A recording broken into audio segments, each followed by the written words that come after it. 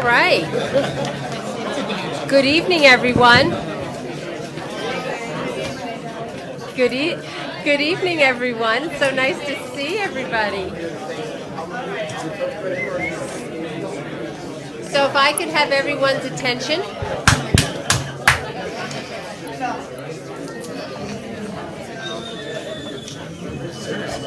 Good evening, everyone. Hi. I know it's a beautiful night, and for those who are watching us from home, whether it be on television or live on Facebook, we have a packed house tonight because we have some really great things that we are going to be acknowledging and celebrating. And so with that, I will call the meeting to order. Today is Monday, July 13th, 2026, and it's a little after 7 o'clock, and I will ask our clerk to please read the open public meeting statement into the record. This meeting was called pursuant to the provisions of the Open Public Meetings Act. Notice of this meeting was sent to the Union County local source, Union, New Jersey, the Courier News, Bridgewater, New Jersey, the Home News Tribune, Woodbridge, New Jersey, MyCentralJersey.com, the Star Ledger, Newark, New Jersey, the Leader, Westfield, New Jersey, and the alternate press, tapinto.net. In addition, the notice was posted on the Borough of Fanwood website, www.fanwoodnj.org.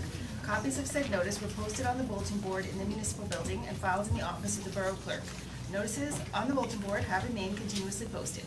Proper notice having been given, the Borough Clerk is directed to include this statement in the minutes of this meeting.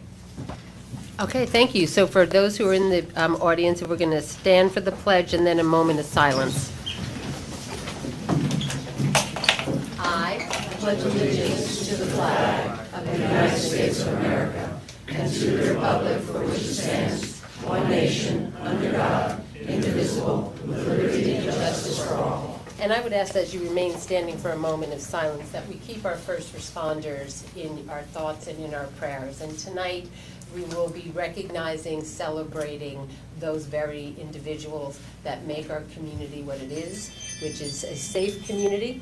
It is the difference of who shows up for you in a moment of terror, and how you feel after you get the care that Fanwood gives you here in those situations. So for that, we will give thanks and protection always over our first responders. Thank you.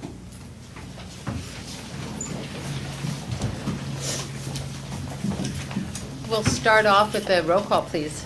Council President Gina Berry. Present. Jeffrey Banks. Present. Anthony Carter. Present. Erin McElroy Barker. Here.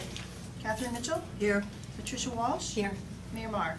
Present. All right, so again, welcome. And so we're going to begin the meeting with some proclamations, some presentations, and overall some acknowledgments of job well done. The first one, I'm going to ask Councilwoman Erin McElroy Barker to please go to the podium, because we are going to be celebrating and recognizing our Scotch Plains Fanwood High School boys volleyball team, who were Group 3 state title winners.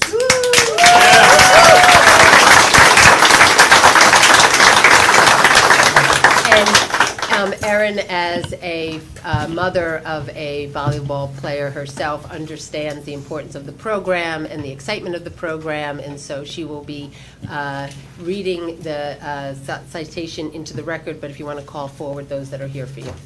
I see a couple, but can all of the volleyball players who are present and the coaches, if you're here, I'm not sure if there's any coaches here, sorry, I had a different one, come up. Any parents that want to come? Yes, please. please. Come forward. Come You got a nice audience tonight.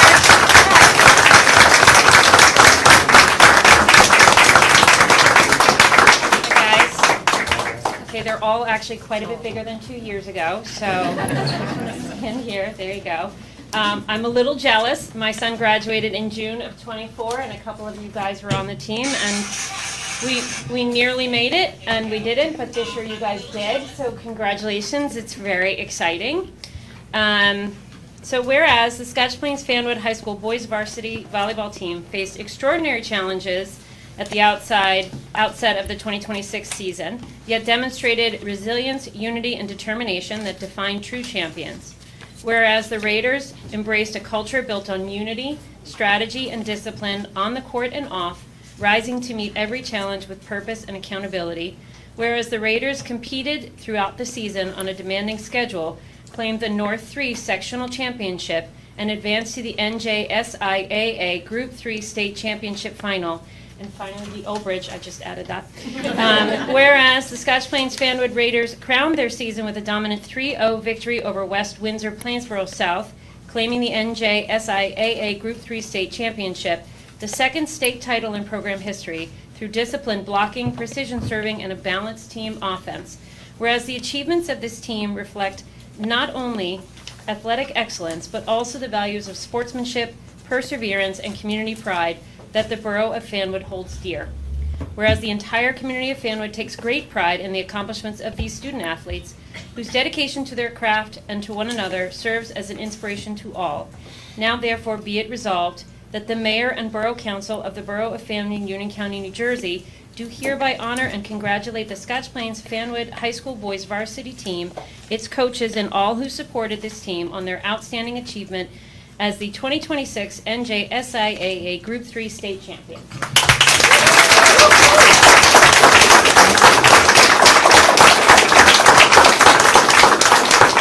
I don't know if the coaches want to say anything.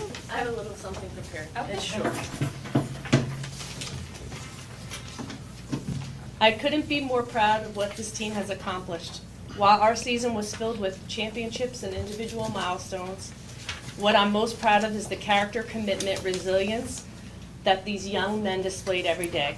They represented our school and our community with class, integrity, and pride.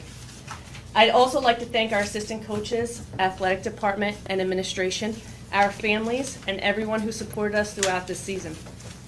Your encouragement played a tremendous role in our success. These young men dedicated countless hours to becoming the best version of themselves, and it's my privilege to recognize what they have accomplished during this historic season. With a winning record of 25-3, the accomplishments of the 2026 Scotch Plains Fanwood Boys Varsity Volleyball team are as follows. 2026 NJ.com Boys Varsity Volleyball Team of the Year.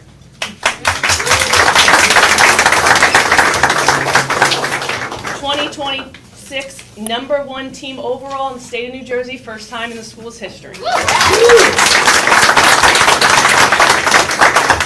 2026 Group 3 state champions. 2026 Group 3 state sectional champions. 2026 Bloomfield Boys Varsity Invitational champions. 2026 Obridge Knights Invitational champions. Brody Balestrino, junior setter, all Group 3 second team. Union County Conference All Watchung Division first team. 1,000 assists milestone met during this season. Brandon Indo, all state third team. All Group 3 first team. All Union County, all Watchung Division first team. 500 plus kill milestone met during this season.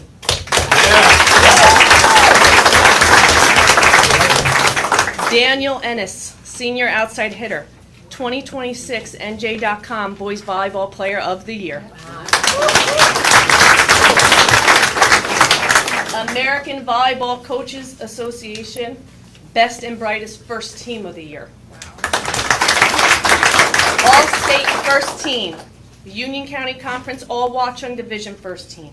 1,000 kill milestone met during this season. All-time SPF kill record holder with 1,085 kills. That's good. Congratulations to all of these outstanding athletes. Truly, as a coach, the time that these athletes and parents dedicate to us, we know it could be spent playing video games. We know you have missed a lot of parties. We understand and we appreciate you. Thank you for allowing me the privilege of this being the first time that I'm coaching boys volleyball. And I've been coaching 13 years, but first time coaching boys. It'll be a first season I will never forget. Thank you again for honoring us and recognizing us tonight. And thank you for supporting this program. We want to change the way Scotch Plains looks at volleyball because it's here and it's staying and it's going to be big for a long time. Please join me in giving these young men a loud and amazing round of applause.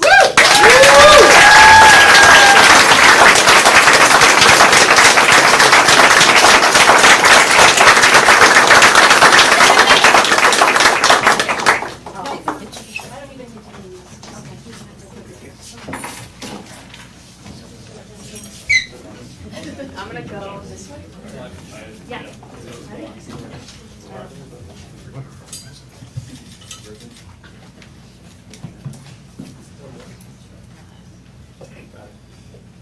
Boys, have a great summer.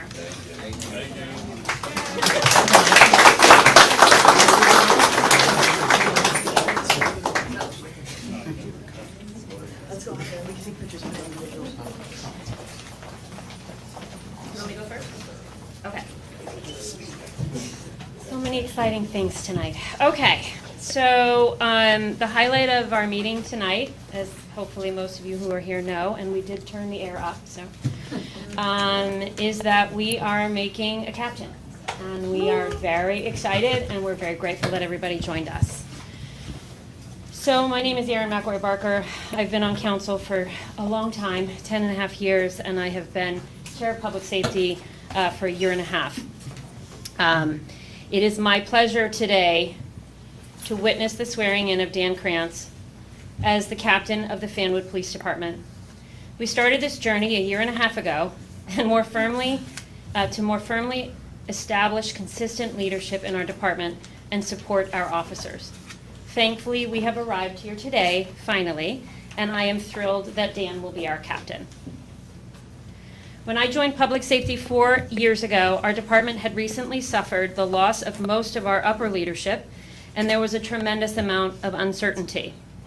Out of necessity, Officer Krantz was promoted not once, but twice in the last several years, and he has risen to all of the challenges we have presented him with, which have been many. He willingly took on new responsibilities and made it his business to learn under both the county leadership and our previous police director, taking every opportunity for growth that was presented to him. He has also invested time in teaching our younger generation what it means to be a police officer. Dan quickly became a strong leader within the department and was made OIC when Director Bram Hall left. When I took over as chair of public safety in January of 25, I knew I had large shoes to fill from Councilwoman Walsh, but Dan made it easy. Since my first day as chair, he has made himself available, teaching me what I needed to learn to support him and the department. One of our first priorities was to establish the captain position and promote a captain to lead our young department. This has been critical as we have many new and young officers, and we have often operated with lower numbers than in the past. Since Dan took over as acting officer in charge a couple years ago, he has provided that leadership, blossoming into a strong, well-respected leader who demonstrates an equally strong commitment to the department and to this community. He is open, intelligent, and accessible. He is open to feedback and works extremely well with professionals both in and outside of Fanwood. He is a great representation of our community, and he's even funny at times. I have grown to admire Dan for his intelligence, flexibility, and calm. He understands Fanwood in a way that most do not, as he grew up here. He always has the best interests of this community as a top priority and does everything he can to serve our neighbors, his officers, and the borough, despite significant constraints at times. Dan is a reliable and consistently strong presence in the department and in our town, and we have all grown to depend on him more and more. We're just waiting for him to move back to Fanwood from Hoboken, but he's refusing. So we are very proud to have him become our captain today, and we hope that you will all join as we celebrate our new captain.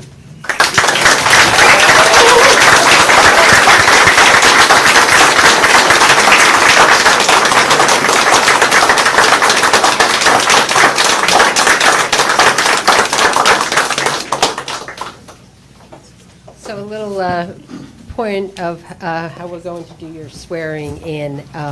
We have we're going to just make a couple remarks, and we have a resolution that we will pass, and then we will do the swearing in, and you can call up. So really, Dan, on behalf of myself and the Borough Council, and really the residents of Fanwood, we are honored to congratulate you tonight on your appointment as a captain.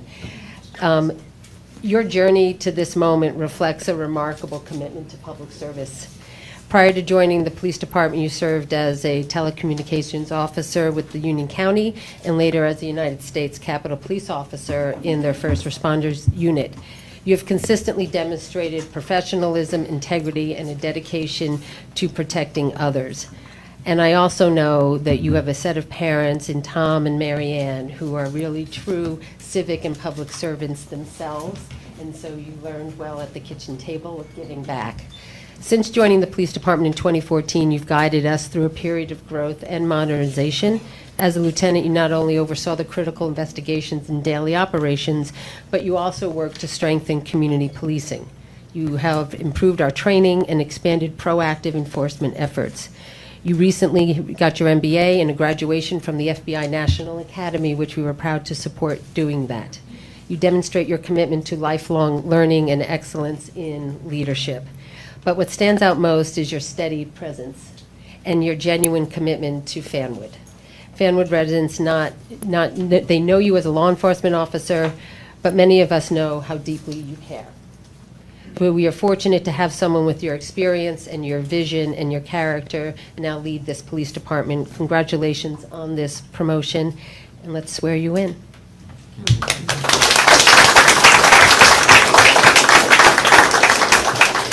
Oh, yeah. Do that.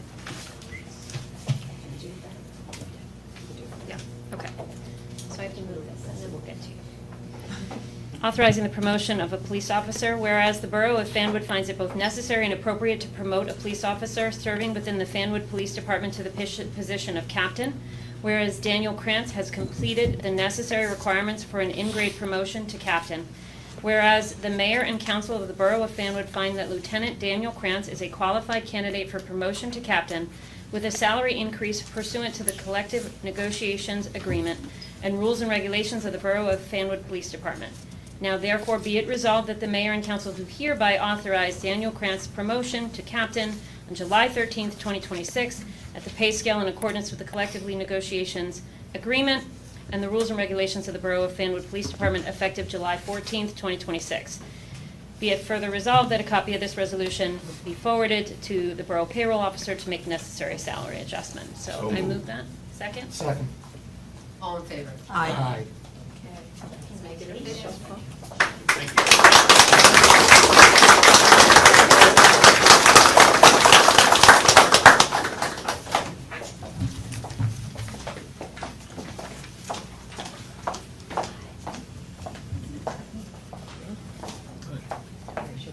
repeat after me. I, Daniel Krantz, Do solemnly swear do solemnly swear that I will support the Constitution of the United States that I will support the Constitution of the United States and the Constitution of the State of New Jersey, and the Constitution of the State of New Jersey, that I will bear true faith and allegiance that I will bear true faith and allegiance to the same to the same and to the governments established in the United States and to the governments established in the United States and in this state, and in this state, under the authority of the people, under the authority of the people, and that I will faithfully, and that I will faithfully, impartially, impartially, and justly perform and justly perform all the duties all the duties of the captain of the Fanwood Police Department of the captain of the Fanwood Police Department according to the best of my ability. according to the best of my ability. So help me God. So help me God.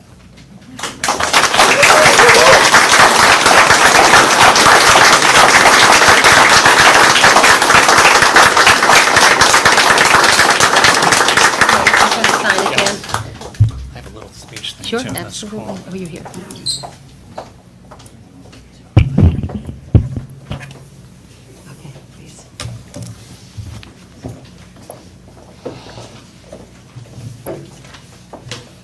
All right, my turn.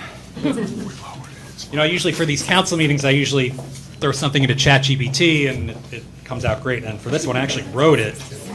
It is hard. It is hard to write a speech, but here we go. Thank you, everyone. Thank you, Mayor Mark, Council, Jesse, Courtney, Russ, everyone that wasn't here today, everyone who played a role in this process and just plays a role in operating and running our borough to the extent that we can to the extent that we can do. I don't know. It's my ad-libbing. You know, I I constantly try to be in rooms with people I don't deserve to be in. I try to surround myself with people who are more impressive than me, smarter than me, have more law enforcement experience than me. You know, I feel like I have imposter syndrome all the time. Even right now, I look at the people in this room, the chiefs to my left, you know, that have been through way more than I have professionally. And this may sound weird, but I try my hardest to be the dumbest person everywhere I go. Because those are the people that make you better. When you learn from the best, you elevate yourself exponentially. I've always lived by that. And by looking at the people in this room right now that I've surrounded myself with on a professional and a personal level, I can safely say, mission accomplished. I'm officially the dumbest person. That didn't come out exactly the way it was supposed to, but you get the point. I want to start by thanking the members of the Fanwood Police Department, both present and past, who are here. I'm honored to be part of this team we've built over the years, a team that I am so proud to be on. Every time you're on an airplane and you hit bad turbulence, you look at the flight attendants. You gauge how serious the situation is. People look for the calm flight attendant. We're looking for the anchors. When they're calm, I'm calm. If they're panicking, our anxiety skyrockets. We look for this every day in conversations, in our daily routines. In the times of stress and turbulence in our lives, we look to those in authority and say, if they're okay, I'm okay. And when you can be that person, the anchor for others, that's the sign of a leader. So my message for all the Fanwood officers here is to continue being those leaders. You don't need rank to be a leader. Frankly, I sit at a desk and answer emails most of the day at this point. You know, you are the cops that are at ground zero. You're the flight attendants, and people continue to look at you when there's turbulence. Be that calm flight attendant. I've seen every one of you do that already.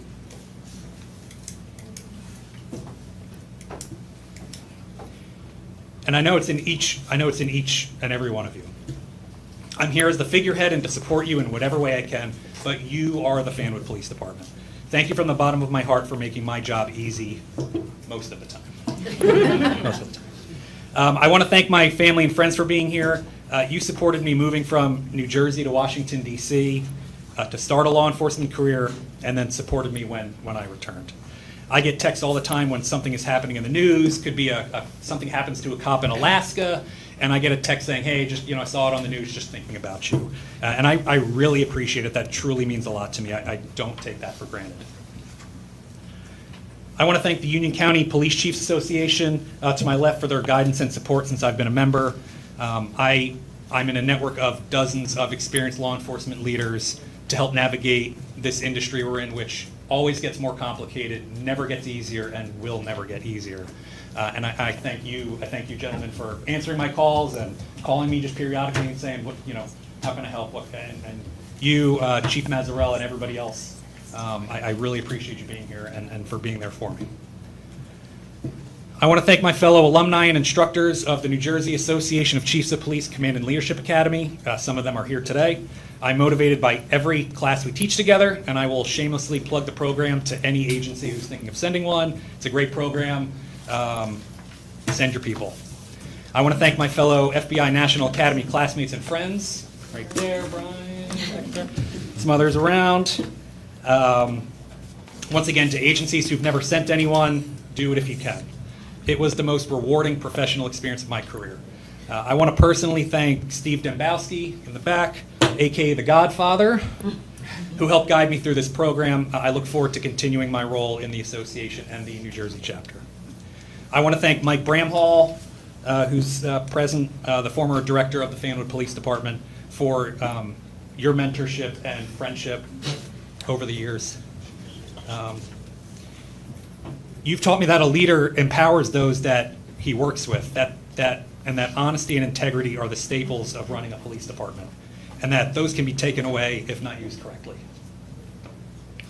I want to thank all the support the police department gets from the Fanwood Fire Department. Chief McCall is back there, and some of the guys. Fanwood Rescue Squad, Brian Downing's back there. Fanwood DPW, Union County EMS, Church Auto, and so many other businesses and agencies that aid our mission. I want to thank, I'm almost done, I promise. I want to thank the Fanwood residents. Some are here today. Many of you may not have known this promotion was happening, but I'm thanking you anyway. In a way, you're the most important people in this room because we are here to serve you. You're the reason we exist, so thanks for being here. I truly believe that the most important decision a person can make in their life is who you choose to partner with and share it with. And I am blessed to have found someone that has supported me from day one. Someone who understands what being a police officer's spouse is like. Holly, I love you. Thanks for being patient through the last minute dinner cancellations.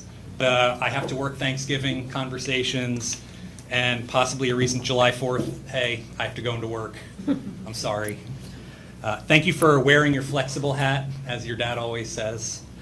I wouldn't be here, I wouldn't be who I am without you, and I certainly wouldn't be here. And no one here would be going to an open bar after this if it wasn't for her, so let's give her a round of applause.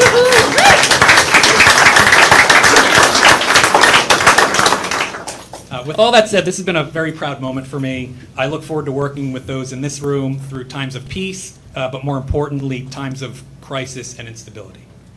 None of us get through this career operating alone, and it's essential that we continue to work together, build new relationships, foster existing relationships, and always stay open to new ideas. Let's not forget that. Thank you all very much.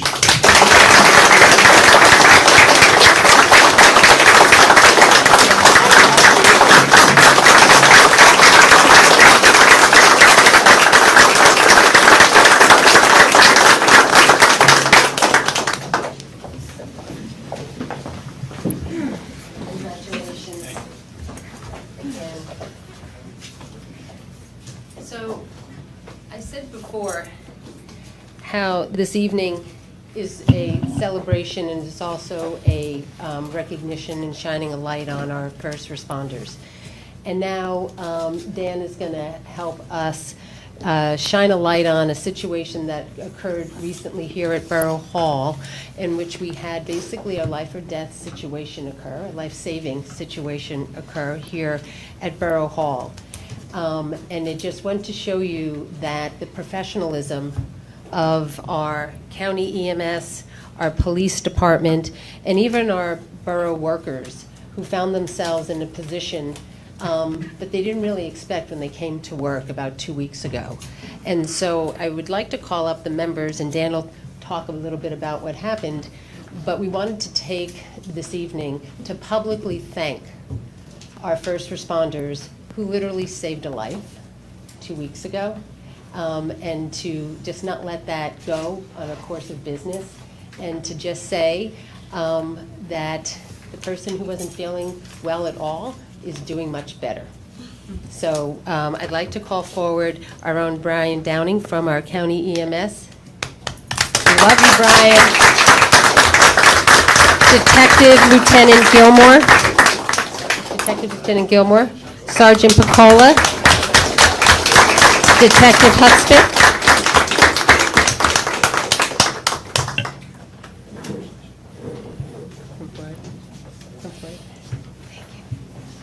I'm going to turn it over to you, Captain, now. So about 2 weeks ago, and I'll preface by saying I was not there. I was not at work that day. On June 23rd, early in the morning, 7:30, 8 o'clock in the morning, 7:52, thank you. There was a medical emergency, a severe medical emergency in Borough Hall. For those that don't know, the police department shares a building with Borough Hall. There's a wall that separates us. And we were alerted that somebody had collapsed and that they weren't breathing. And these three officers, first accompanied by Brian Downing and Union County EMS and paramedics, did what they do, and they rushed over and they performed CPR with an AED. The AED shocked right away, and a life was saved. This is what we do.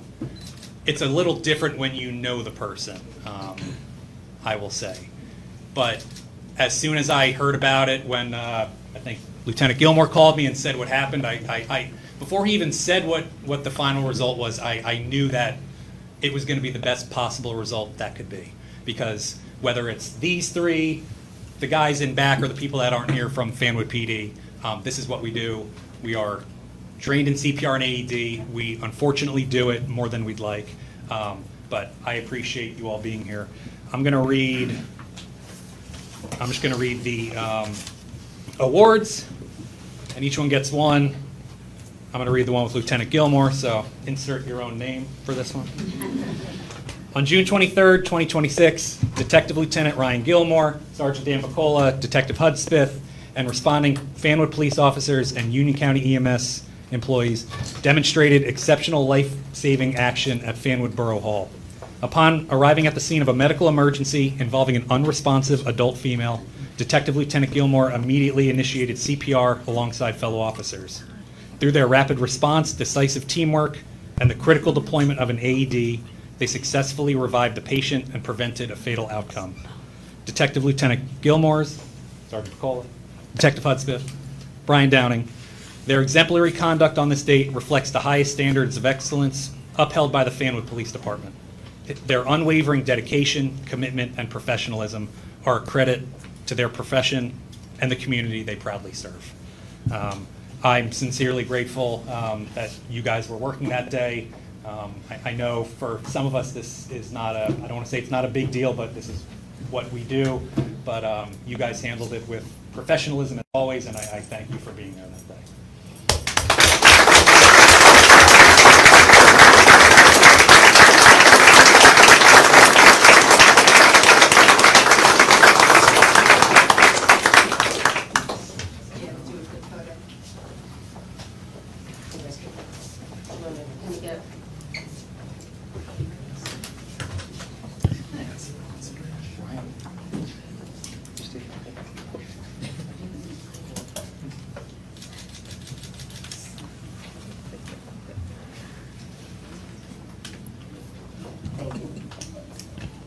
Thank you.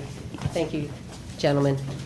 I will just put a plug in for CPR training, and also understanding that the evolution of AEDs have become so simple that it literally can talk to you and tell you what to do, and not to be afraid to lean in an emergency, because it is amazing that you don't necessarily expect something like that to happen, but when you do, you need calm and clear thinking, and the department and the men that showed up, plus the staff here, I want to just say to Jesse and to Courtney, who was right there in the office, and to Pat Hoynes, who were steady guided hands. We came through it, and we are so thankful for the community that we live in, and it also gives you an opportunity to stop sometimes in the world that we live in and really just understand the importance of your life and your family and your friends and your community, because sometimes we all move at such rapid paces that it's okay to just kind of reset of what's actually important in life, and we saw that firsthand, so thank you again.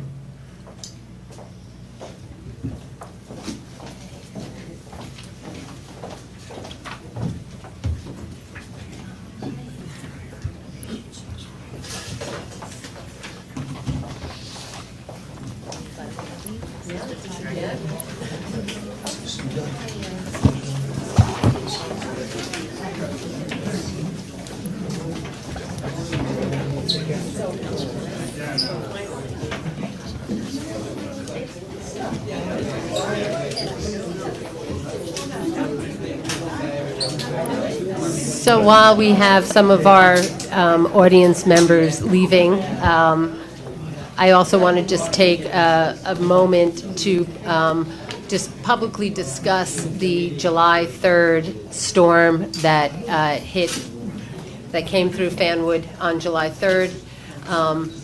There were many people that were in town, and there were many people that were not in town. And for those of us that were in town, 60% of our households went out of power. And many of those households went from Friday into Saturday, some into Sunday, into Monday, with finally the last ones coming back online on Tuesday. There was over 80-mile-an-hour winds that literally tore through Fanwood, and in some respects, this was worse for us than Sandy just because of the amount of property damage that actually occurred.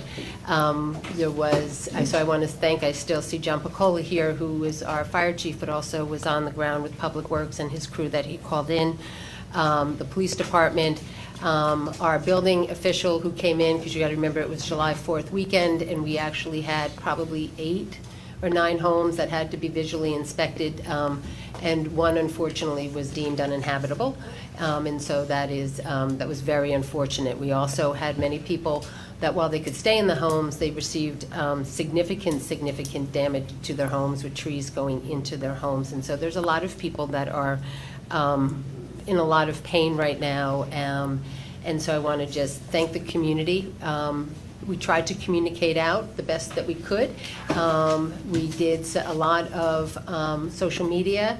I actually went into some of the local forums myself because it's really important to have credible information in times of darkness, literally and figuratively, and really advocated on behalf of public service and the governor's office to really make sure that Fanwood did not get lost in the shuffle of things, because it's very easy when you have so much that goes out that you need someone that is literally reminding them of what's going on. So I want to thank all of our first responders and our staff who we all worked through the weekend.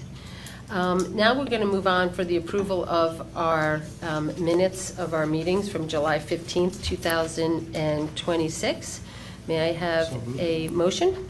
Motion. May I have a second? Second. All in favor? Aye. Thank you. I now would like to open up the meeting to the public. This is where, if you would like to come forward, except excluding ordinances that have the second reading public hearing, now would be the time. So can I have a motion to open up the meeting to the public? So second. All in favor? Aye. Okay, thank you. Anyone wish to come forward? Just state your name and address, please.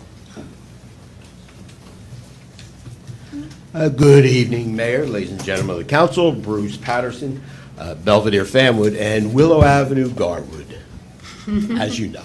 Double residence. Yeah, dual citizenship, I call it. But anyway, oh, by the way, yeah, you're talking about a lot of homes got hit by trees. My Fanwood Presbyterian Church Yes, was one of them. had a big tree, fell down, broke a roof, you know. I know, I was there. Oh, wait, okay, I took pictures. I mean, if you want to see pictures, I can send them to you. It's horrible.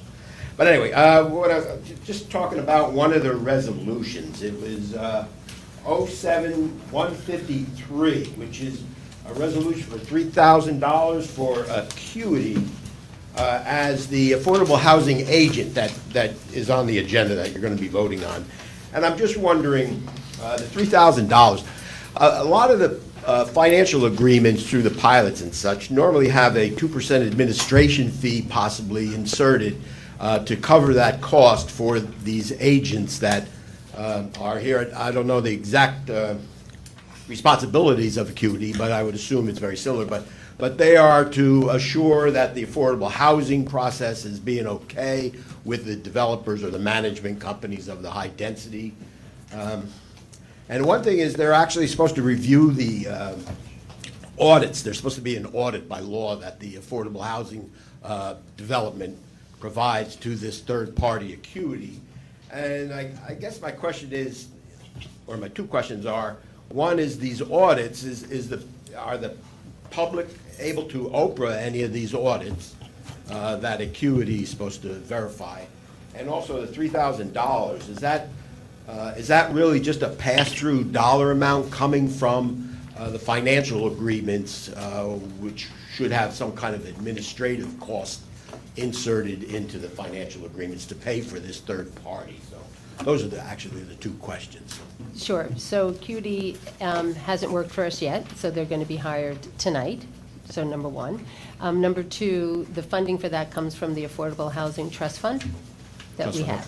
So that's where the funds will come from. And then the pilots do get audited, and if you ask, I'm sure you can get a copy of them. From the borough? Okay, thank you very much. Thank you. Anyone else wish to come forward? Seeing that there isn't anybody else, may I have a motion to close the meeting to the public? All in favor? Aye. Okay, thank you. I'm going to just go out of order. I'm going to ask Liz Jeffrey to come forward and just do a little update for us.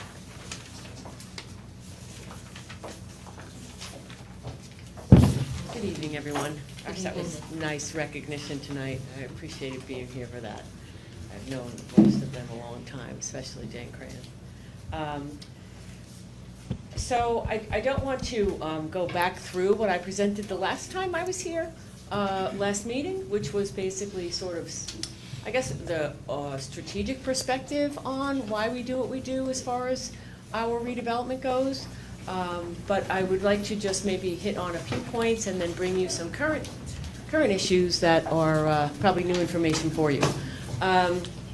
So our website is a work in progress. It's getting there. It takes a little work because, as you know, we have, small contracts in Fanwood, and we don't have devoted people full-time to do these things, but we are getting the website up and running.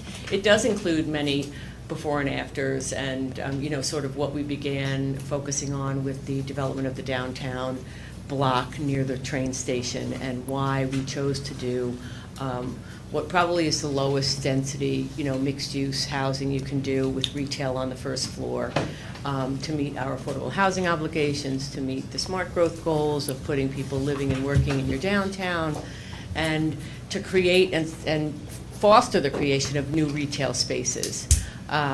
And then, as you know, as I said last time, many properties were vacant for decades or more up and down the South Avenue, which we also wanted to sort of spur with, adding in the rehabilitation area and trying to attract investment there, which took some time after even we took our initiatives in 2015 and 2016 with the area in need of rehabilitation and other focused, promotion of trying to see that there could be continued investment in Fanwood. And we were super lucky because even though it took time, we have seen that. Even in our longtime folks, such as, the Fanwood Animal Hospital buying the property across the street and doing adaptive reuse, and then, selling his property for a small multifamily. Even the Il Sogno site that sat vacant for so long, to be, encouraging that investment and seeing it happen. Just a reminder when I go through trying to give the website people the before and after pictures, as I said the last time, it's really remarkable the amount of light industrial, even brownfields, the sort of cohesive approach that was taking, letting our people participate, such as Enchantments or the Fanwood Clipper if they wanted to, and being in the position that we are now. Well, I'll give you the big news first. So we have 5 businesses in Fanwood that have, either expanded or opened a second business in Fanwood. And in the climate of the last 15 years, that's saying a lot. It's saying a lot as to how personal our business friendly and our business outreach is, and it's saying a lot about this community, which we know. I mean, loyalty is a Fanwood loyalty New Jersey, loyal to its sports teams, loyal to its neighbors, loyal to its businesses. But it shows, as I said before, for MIT to be successful as a pharmacy in the world of big pharmacies, and then not only be successful, but look for a place where he could land and buy and actually own his property to continue with that success, is a remarkable thing. For our Fabios, who we all love and adore, to want to make a bigger stake, to own their destiny, to own in Fanwood, to put the amount of investment that they're putting in. And then, Ron Shevlin and his wife, seizing the opportunity with new space to bring Beam Sauna to Fanwood, their second business here. And now, over the past couple weeks, I've been working with Armin Sock, the owner of Jessica's, and they have signed a lease for the old Family Investor site. And they have permit applications getting into process for a market there, kind of a specialty Mediterranean market. So it's very initial, but it's in. And I just have to say this to you, because the guy who ran Nostimos, the Mediterranean place that fit into that small teeny kitchen and made a miracle over there with the quality of food that he put on. I don't know if any of you ever were there or were able to taste that food, but he was amazing, the cook there, Petra. I went there personally multiple times, like even cleaned out the back room with him and organized things to make, to make room for how he had to adhere to compliance with health and safety regulations. And, he lost it for a little while. He had other people backing him, and he was put someplace else. And he couldn't wait to come back to Fanwood. So it's that gentleman in conjunction with Armin and some others that are looking to create, kind of a specialty market with homemade gelato and a bunch of probably cooked food that will be like what we had at the Mediterranean, not exactly a restaurant, but like what we had at the Mediterranean Grill. So that is very, very exciting news. It's just encouraging to see another business looking to expand or set up something new even in town. So that's the happiest thing I have to report to you tonight. And the footings and foundations are going to be going in, I want to say maybe at the beginning of next week, into the first building at the A&P site. So they've been clearing and working it and, going through all the bureaucratic processes as we've talked about for 2 years in this room. I've been, giving you updates on how many entities they have to work with for their approvals. But so that's terrific news too. And I've been also getting some input just by virtue of where we are. We have commercial real estate brokers that work in our area. Silbert is a long-time commercial real estate entity that represents Fanwood Crossing, and certainly is an expert in the field in our area. And I had some correspondence with him lately, and he wanted to, just pointed out to me that we're at 3% vacancy, which is almost all the time. Like the past, decade or two of the level of vacancy that we've had compared to peer communities and neighboring communities. And they attribute it to the creation of new space, which we needed. People have a hard time filling up old, defunct retail space. And we've created, and the creation of foot traffic, the daily foot traffic from people living and working downtown as to, that's created this sort of robust environment. And so he was searching and asking about any other space that I was aware of, which there really isn't any. We know we have a very solid residential. We hardly ever have any vacancies. But to be consistently that way in retail, so that's what we're about right now, 3% vacancy. And it's something that you should all be very, very proud of, because it doesn't come by accident. It came by, a lot of good planning and effort. Peace site and the new market. I think that's about it. That's great news. Yeah, thanks, Liz. Thank you. Yeah, I think that there's a lot of competition for people to put their roots down when it comes to opening a business. And so when we find that people seek out Fanwood, right, to open up a second business, they know, right? They know that this is a solid community, that people will support it, and that is a business-friendly climate, that we can work with them. And I'm just excited that that sort of dilapidated building in the back will get a facade improvement, and it will actually turn into a thriving business right next to the train station, and the parking will be ample there. And we know the food will be second to none, because you've got, 2 guys who know what they're doing. So I look forward to seeing that come online. Thank you. Okay, moving on. We have first reading of 2 ordinances. So under Administration and Finance. Yes. I introduced ordinance number 0-2026-07-R and request that the title be read by the clerk. An ordinance of the Borough of Fanwood amending Chapter 153, Article 2, 153-5 of the Code of the Borough of Fanwood, County of Union, State of New Jersey, entitled Fees. I move that ordinance number 0-2026-07-R be adopted on first reading, and if adopted, that the clerk advertise the ordinance as required by law, and that the second reading of said ordinance be held at the public hearing at Borough Hall, 75 North Martin Avenue, Fanwood, New Jersey, on August 10th. 10th, 2026 at 7 p.m. or as soon thereafter as the matter can be heard. And a Can I get a second? second? Second. All in favor? Aye.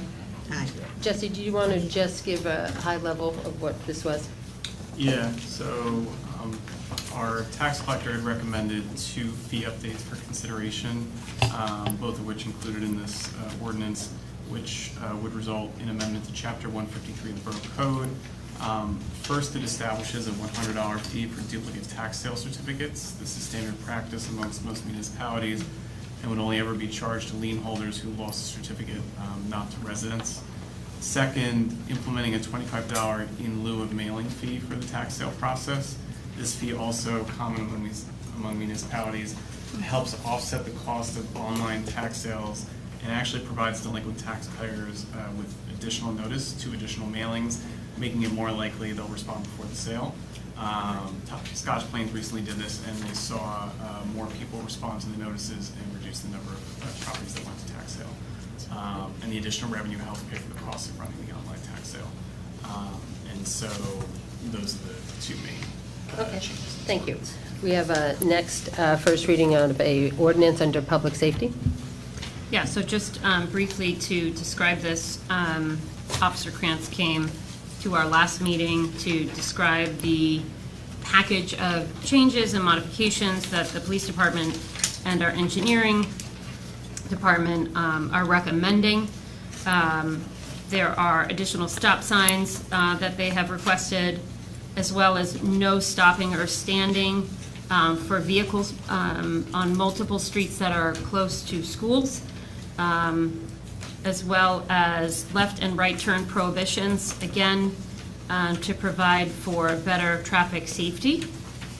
And then speed limits across several roads in town, primarily dropping speed limits on various roadways, including Martine, at many sections where unbeknownst to me, the speed limit changes every 5 seconds to something crazy.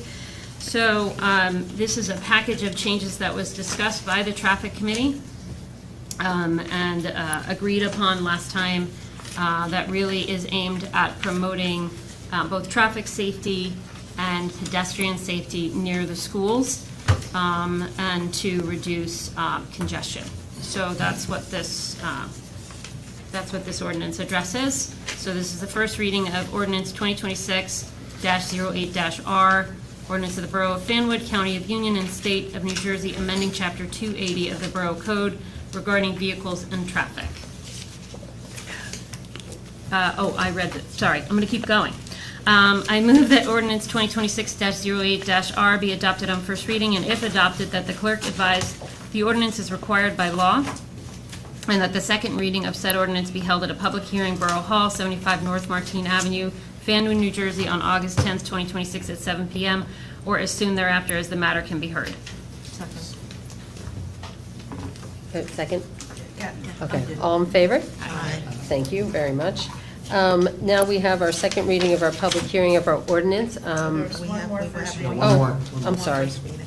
I'm sorry. Under administration and finance. You want to explain that first? Yes, so also something that was reviewed by our tax collector. In our ordinance establishing the sewer utility, one of the exclusions of properties that was included into the ordinance were school properties. And in reviewing state law and understanding that it's utility service fee, not a tax, municipalities, including Scotch Plains, do not exclude school properties. And so now with the LeGrand School opening this fall, to be consistent with Scotch Plains and also to follow what's allowed under the statute, this ordinance would remove schools as an accepted property under the ordinance, so that they would pay based on their sewer usage. Thank you. Please. Okay, thank you. I introduce ordinance number 0-2026-09-R and request that the title be read by the clerk. An ordinance amending Chapter 242, Article 3, 242-12 of the Code of the Borough of Fanwood, County of Union, State of New Jersey, entitled Sanitary Sewers. I move that this ordinance number O-2026-09-R be adopted on first reading. If adopted, that the clerk advertise the ordinance as required by law, and that the second reading of said ordinance be held at the public hearing at Borough Hall, 75 North Martine Avenue, Fanwood, New Jersey, on August 10th, 2026 at 7 p.m. or as soon thereafter as the matter can be heard. Can I get a second? All in favor? Aye. Okay, thank you. Now moving on to our second reading public hearing of our ordinance. Before we open it up to the public, I'd like to call forward Michael Burns, who is our tax attorney. At our last meeting where we introduced this ordinance, Mikey gave basically a presentation and an understanding of what we were doing tonight, so I thought it would be beneficial for those in the audience who were not here to just do that again. Sure. I will apologize. I'm not going to be able to remember exactly everything that I said last time, but I will do my best to try to cover all the points that were made the last time as well. So the ordinance tonight is essentially the review that's covered under the state statute for the short-term tax abatement ordinance that the municipality has in place. Under that statute, the municipality is required to take a look back and determine whether or not the ordinance still serves a purpose and whether or not they wish to continue utilization of that ordinance. Unfortunately, when that ordinance was put into place, that requirement was never put into the actual ordinance itself. And so essentially through ministerial error, that review didn't take place when it should. That wasn't a choice by the Borough Council. It wasn't something that the council decided against doing, decided to ignore the responsibilities on. It simply wasn't placed in the ordinance. And so unless someone actually went back and looked, which eventually did happen, that review wouldn't take place. And I know that the borough put on a very nice presentation the last time about everything that the ordinance has done and the thoroughness of the review that was conducted in order to determine whether or not the short-term tax abatement still serves a function, serves a purpose.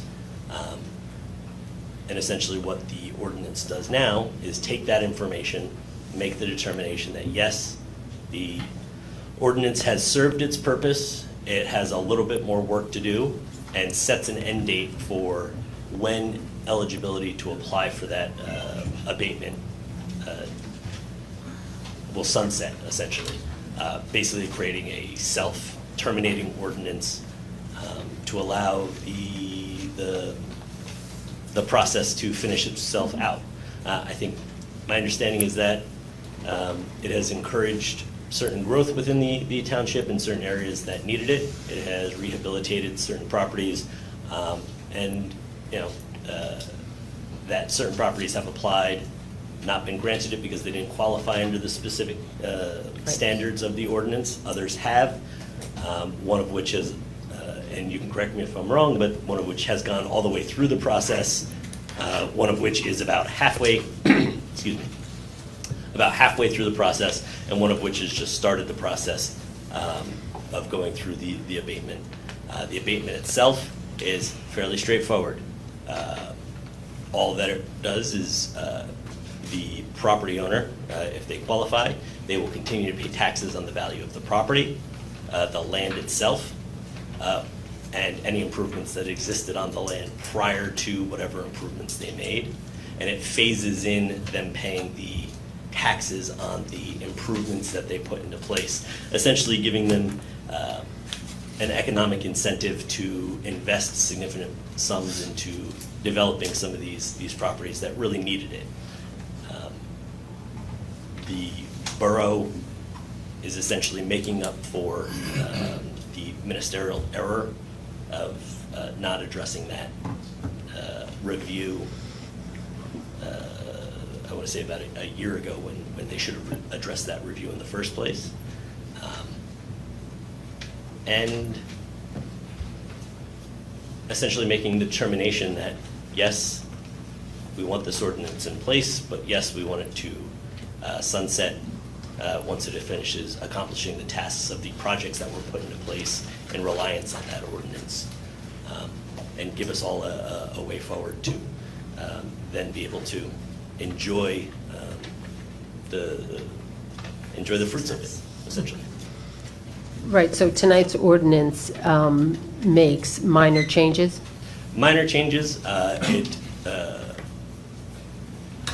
it does the statutory review. It confirms the statutory review that the ordinance is in place for a proper purpose.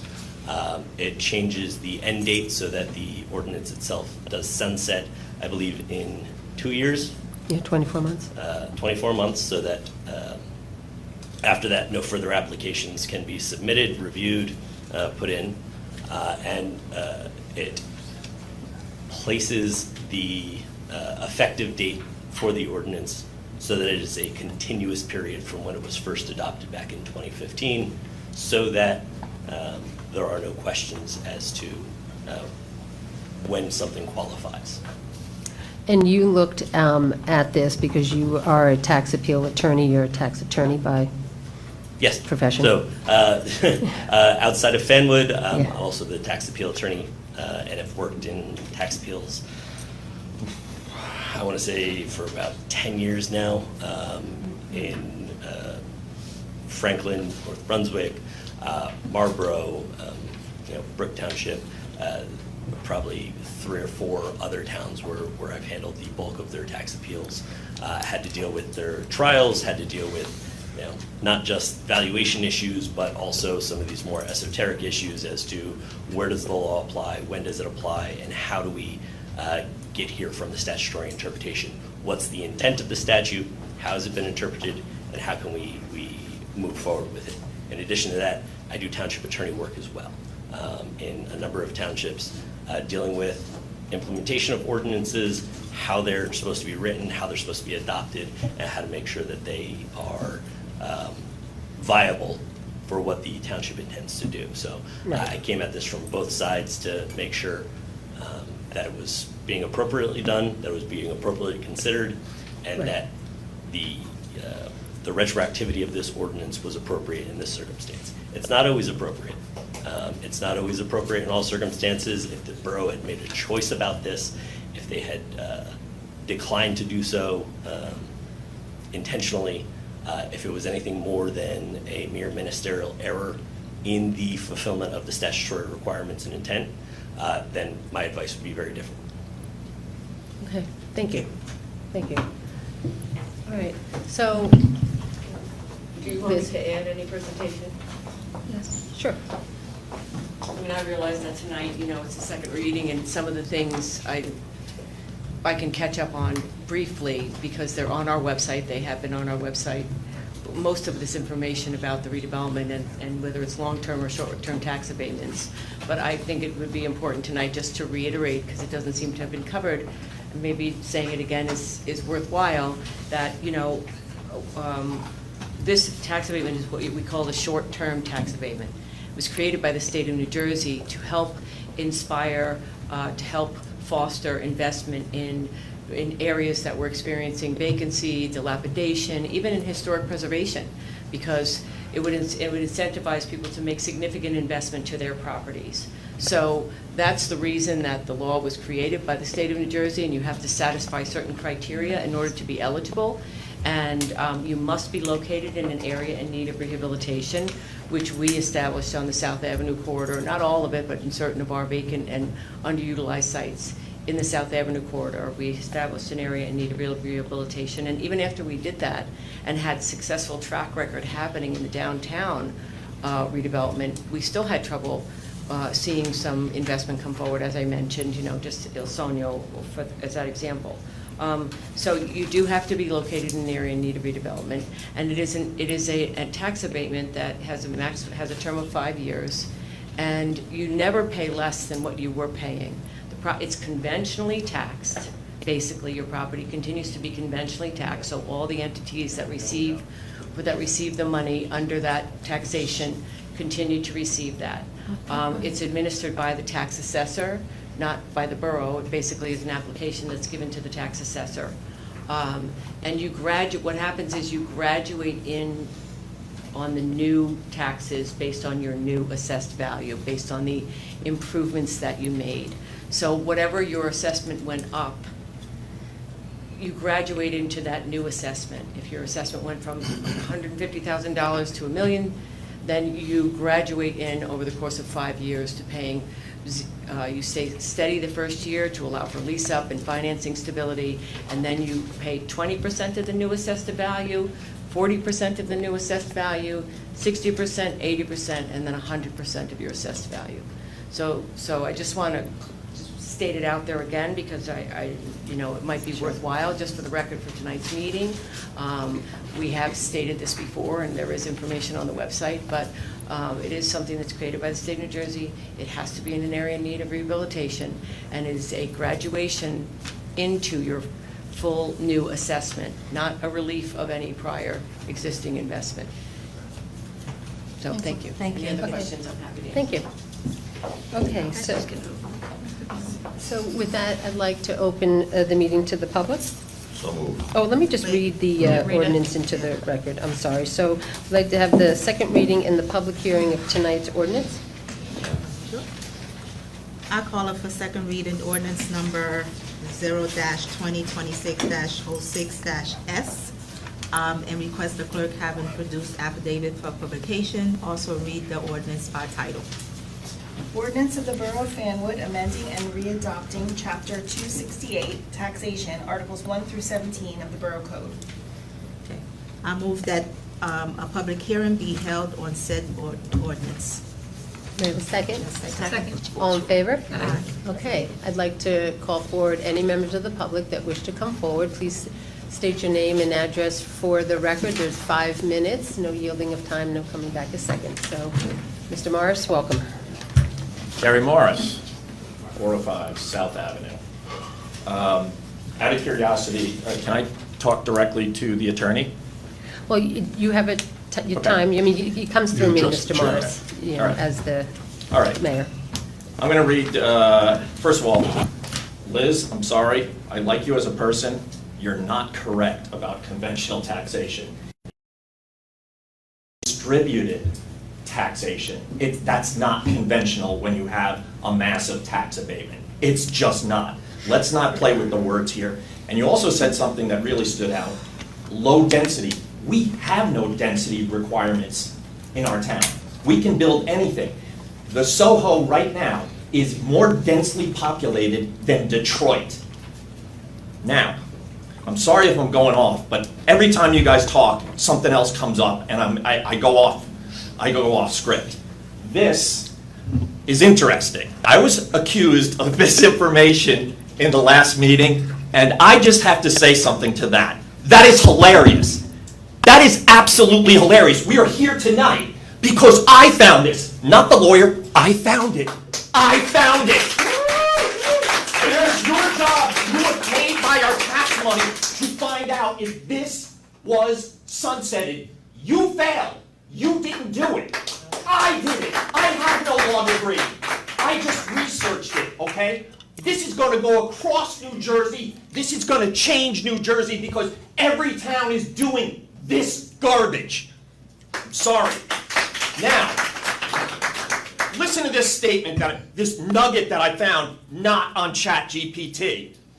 If town officials mistakenly told the developer the ordinance was active and accepted the application during the gap, the developer might sue under the doctrine of equitable estoppel. I don't know how to pronounce that. However, New Jersey courts rarely rule against municipalities on tax matters based on a town official's mistake, as developers are expected to know the law. It's the developer's responsibility too. They took way longer to build that building. If they did it on time, I could pull up Tap Into. He could pull it up for you right now. He wrote an article that was supposed to be done in 2023. Had he done it in 2023, had he finished, he would have been able to apply for it. But he didn't, did he? He was late. And you know what that did to the neighborhood? More loud noises. More loud noises. Do you know what it's like to live next to that? I know people who live next to that, and it was a nightmare. So it was supposed to be just a few years. It turned into a 5-year nightmare. Did anybody visit to talk to the poor lady that lived next door? Really? What is the deal? You can't go back in time. You know darn well that ordinances are meant for today and forward. There's only special exceptions for that. It's for health and safety and for the public good. And for the love of God, you're never going to tell me the public good was served. We don't have enough parking. What's going to happen when we open that new place, the new place that's going to be opening?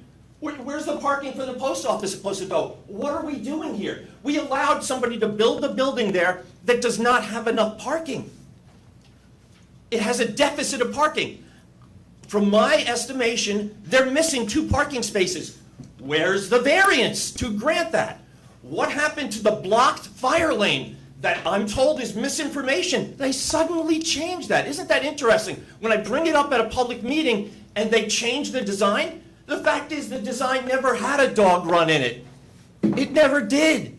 And we allowed it to happen. Where are the variances? Who's approving it? Did somebody now approve the new thing? Why did that not come before the board? Why the heck were they not fined for blocking and obstructing a fire lane? A fire lane.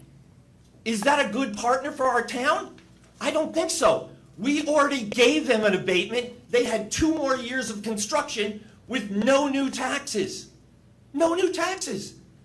They're paying substantially less taxes than the property that was there before. Everybody talks about, oh, the taxes don't go down. Oh yeah, they do. When you take down buildings, they absolutely don't go down. They immediately drop. Oh, you can shake your head all you want. You could shake your head all. They went down. They went. Are they paying? Do you think the building there before was paying more or less taxes than the Soho is paying right now? Answer that question. You can't. Now, Mr. Morris, your time's up. Okay, one final thing. Your time is up, Mr. Morris. One final thing. Mr. Your time is Morris. up, Oh, sir. let me ask you, can we go back in time and change the ordinance about 5 minutes? Can we do that? Can we make it 10 minutes? You Can we stop change yelling, all sir, 'cause ordinances? Your time is up. Can we change that ordinance too? Thank you, Mr. Oh, I'll be Morris. back at the rest of the meeting. I'm sure you will. Thank you, Mr. Morris.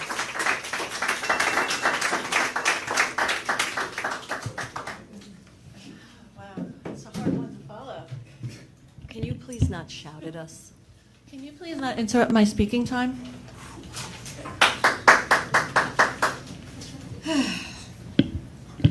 Okay, first, of course, we want to thank the police, the fire, the DPW, frontline heroes for all of their service and work during the recent storm and power outages. I know they left to go to the open bar, but they were awesome.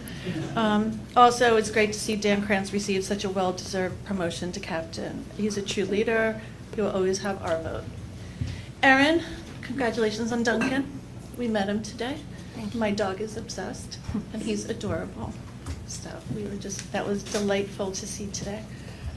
Okay, next. I'd like to say I heard Councilman Carter's remarks last month.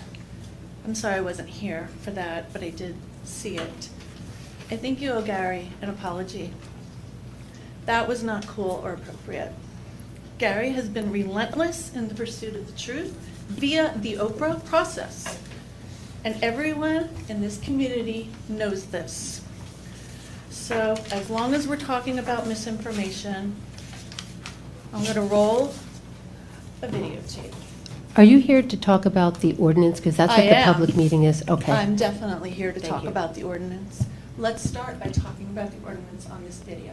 It should be noted that the developer is not seeking any tax relief. So they're not looking for abatements, they're not looking for, any relief in that regard. So it's one of those projects that from that standpoint, it's going to be beneficial to the borough, the residents of the borough, and it allows us to, not to sound like a politician, for several years now, we've been able to pretty much hold the line on any residential, the borough portion of the taxes. We won't get into anyone else's portion, but the borough portion of the taxes, the services continue. I heard him say there will be no tax abatement or exemption for the Soho. That's what the remarks were about in 2021. Why are they getting an abatement? I know you tried to explain that, it didn't seep through to me. Last time I asked this, you said because they applied for it. That was an unacceptable answer to a bunch of residents and taxpayers. It was an unacceptable answer to Mrs. Dowling, who lives next door, who just passed away. She has been through a lot, and she now, rest in peace, has been through too much because of this building. This building makes no sense to anyone except for this board. No sense to anyone. Does this building make sense, the Soho? No. Anybody think this building makes sense? No. Does it belong in Fanwood? So we're going to need to have just a Okay, point so, of all right, order let's go because back. there is I still no have, Courtney, I still have yelling time? from the audience. Courtney, how much time do I have? Okay. How much time? 2 minutes. Okay. Okay, so we urge you to vote no on ordinance O-2026-06R, which we are the ones who told you it had expired. It doesn't serve the public. It doesn't serve the public. It doesn't serve the public. Liz, I'm so glad you brought up Nasty-Mos because they were pushed out of our community. We're welcoming them back in, but they were pushed out because of 383 South. I know we can't talk about that because there's a lawsuit, but that's why they left. Okay, so just for clarification, I know that that was left out. That's all. Vote no. Vote for the residents.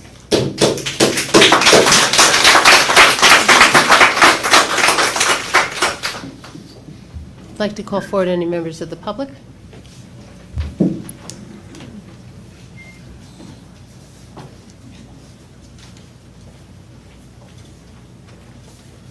Eric Felon, Scotch Plains. So you might ask, why am I up here? I'm not a resident of Fanwood, right?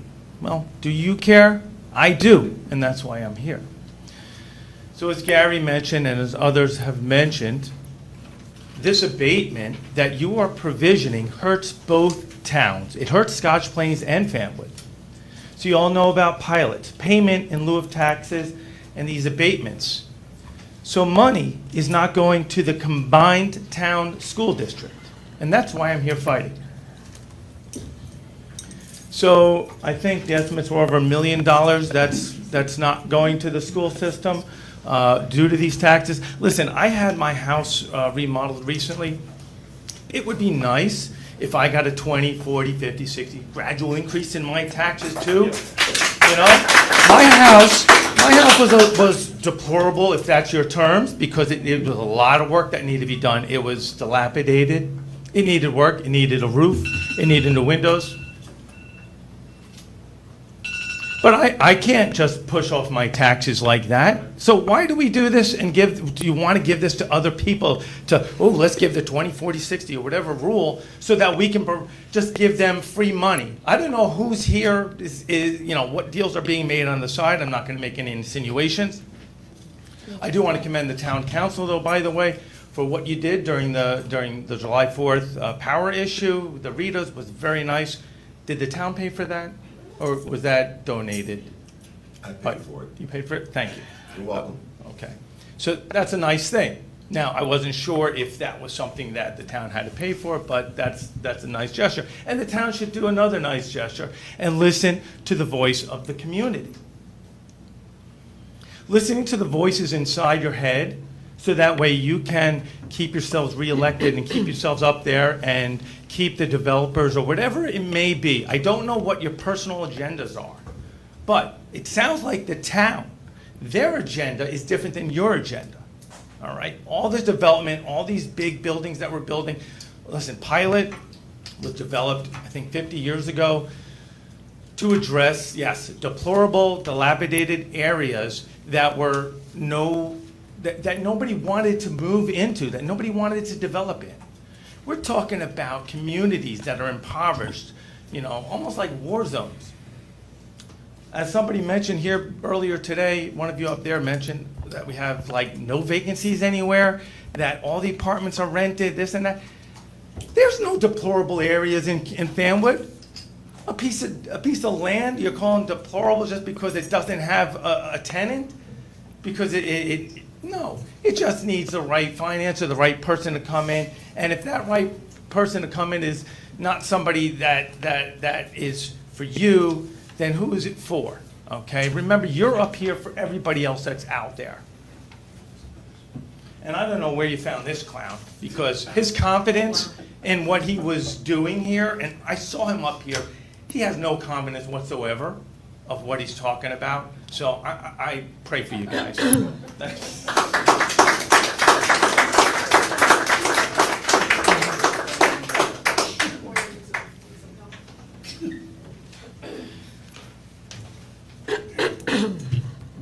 Good evening, Mayor and Council, Ben Raposa, Willoughby Road, Fanwood.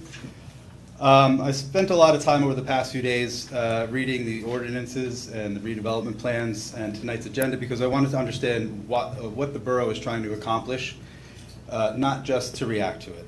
The more I read, the more I realized that tonight isn't really just about one ordinance. It's about the direction of our town. Over the past 20 years, the borough has adopted redevelopment plans, amended those plans, updated the zoning map, created commercial corridor districts, changed development standards, increased affordable housing requirements, and tonight you're considering extending the borough's authority to grant commercial tax abatements. Each one of those decisions may make sense on its own, but residents don't experience them all at one time. We experience them all together. So I have a few questions that I hope the council can help residents understand. First, how do you decide when a tax abatement is actually needed? How do you know a project wouldn't move forward without one? If a developer asks for financial incentives, what does the borough require them to prove before taxpayers help make that project financially viable? These are honest questions because from a resident's perspective, we don't really see that process. Second, has the borough ever stepped back and looked at the cumulative impact of all these redevelopment decisions? Not just one building, not just one ordinance, all of them together. Have we looked at what they've meant for traffic, parking, infrastructure, municipal service, neighborhood character, and the quality of life of the people who already live here? If that analysis exists, I think the residents would appreciate seeing it. Another thing I noticed while reading the ordinance is that an applicant has to explain why an abatement is needed, identify the expected public benefits, and remain current on taxes and municipal charges. I think those are good requirements. But I'd also like to understand how the borough measures success after an agreement is approved. How do we know the public actually received what was promised?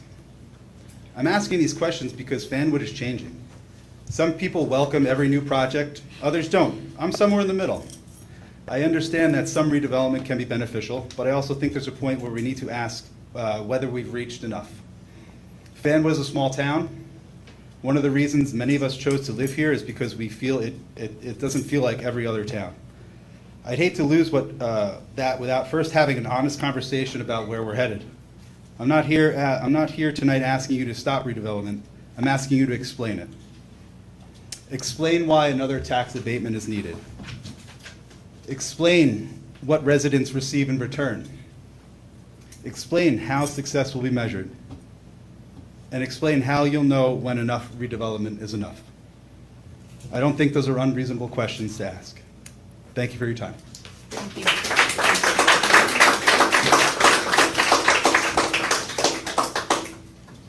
Anyone else like to come forward? Hi, Laura Crawford, 119 Hunter. So I'm not anywhere near as prepared as our previous people, but I do have a question. So I want to understand the ordinance. I understand the ordinance, the purpose of it, why it's so important to draw new businesses, all of that. My question is, why do we have to make this particular ordinance retrospective? What is the town gaining from that? Or is it just the developers that are gaining that from a clerical mistake? Like, why is the town doing this? That's what I want to know. Like, what are we gaining financially from this? It seems like we're losing. Instead of just creating a new ordinance that might make more sense for the current environment, I just don't understand why we're retrospectively helping out, the developers, instead of like maybe focusing on the residents who are not getting abatements. Our taxes are going up every year, and it's frustrating because it's pushing a lot of us out. And that's really all I had to say.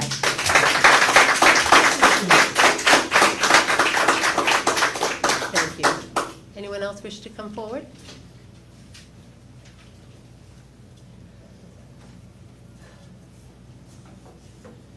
Good evening, Mayor. I'm Bruce Patterson, Belvedere, Fanwood, and Willow Avenue, Garwood.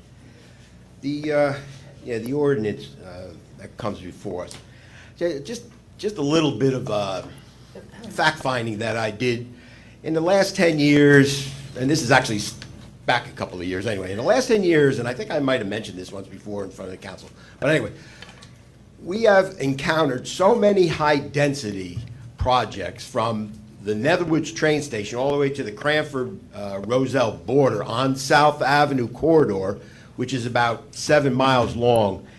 And I did some calculations. It turns out about that South Avenue and 1 block in both sides, it turns out that we have a high-density project every 1,500 feet. 1,500 feet. We have a high-density project. You know, people wonder about the traffic. Well, there you go. There's your answer. Back to the Soho and this ordinance. And unfortunately, I've been tracking all the high densities in Union County and of course South Avenue corridor. But anyway, and I really didn't do a deep dive into this Soho until recently. I mean, it was on my radar, only because you come out of Mr. Nick's Pizza Parlor or Rocco's and you see this big, monstrosity overshadowing everything. But anyway, this came about, it was approved by our planning board and the council, of course, back during the COVID years. And unfortunately, during the COVID years, were people really paying attention? I mean, I hope they were, but unfortunately, looking at what came out of this Soho really makes me question it. The reason I say that is because the density that we're looking at the Soho is 90 units per acre. I know you only got about 53 units, but we're talking about 90 units an acre as you normally analyze.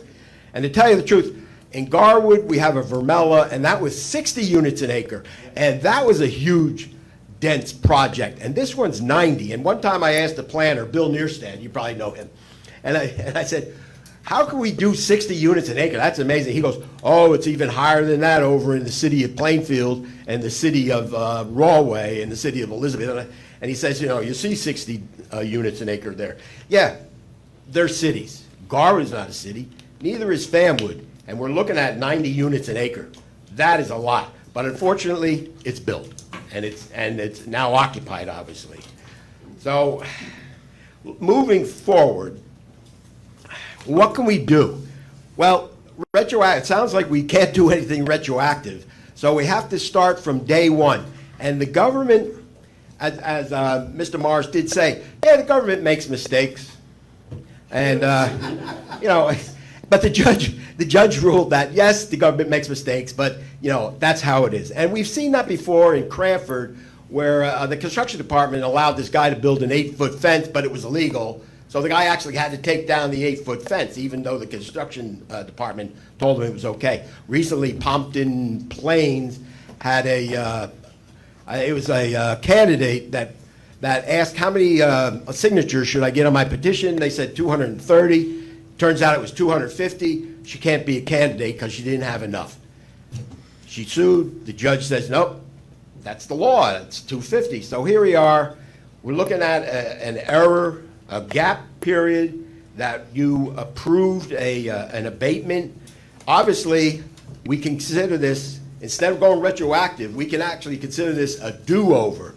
And you really should be doing some kind of analysis now as to really whether he needs the abatement or not now. That it's fully occupied, we have cash flow, we have a revenue stream. So the question is, do we need the abatement now or not?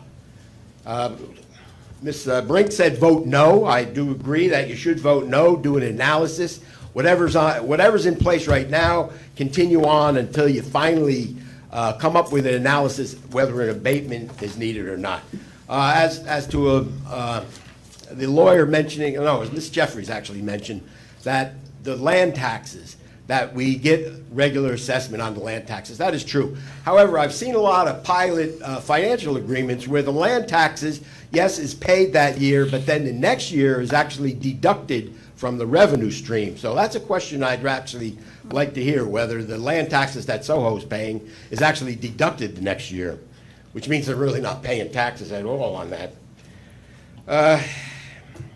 I guess, you know, we're just, let me pick on the, yes. Mr. Patterson, your time's up. Time's up? All right, I have a couple other items, but inconsequential. Thank you.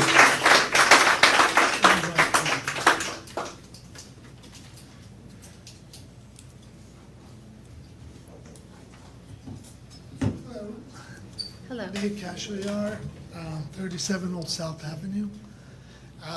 The chippery is sort of, I'm facing the chippery. And so when that conversation came into play that they're going to build a huge unit over there and there's going to be no traffic problem and no parking problem, knowing that that street, Old South Avenue, has no place for cars to park as it is, just the residents. So that really boggled my mind, thinking, why is something so obvious is not realized? That's the only reason I started actually coming to these meetings. I wasn't even coming. I was thinking, oh, everything is fine, things are working great, Fanwood is great, I'm having a great time. Once I started seeing these projects and heard about these tax abatements, I got really concerned, and I'm really concerned now about this ordinance, going back, giving the developer yet another tax abatement. So the impression that I have, the neighbors have all along Old South Avenue, is that the government of Fanwood is favoring developers over and over and over again. I wished I was wrong. I came to this meeting to find out that, oh boy, you were wrong, they were just exaggerating. That's not what I'm finding. So I would recommend voting no on this, simply to give the residents a sense that, no, we're actually on your side. So that's all I have to say. I appreciate it. Thank you. Anyone else wish to come forward?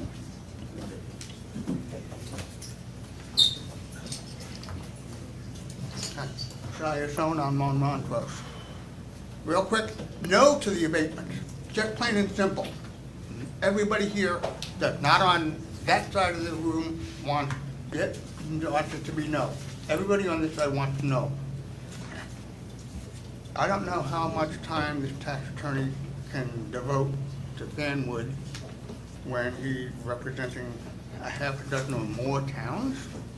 That's just, maybe that's why stuff gets missed. I don't know. Right? As regard to the improvements in the town from the businesses, I'll tell you right now, the reason Fanwood Pharmacy is doing well in their new spot compared to their old spot, they're doing even a better job of taking care of their customers. The reason I go there is because I get better customer service there, even though I might be paying higher prices than if I go to the least larger chain. Mitt and the ladies take care of the people that come in the door, right? And that's important. And that's all I've got for tonight. Thank you. Anyone else wish to come forward?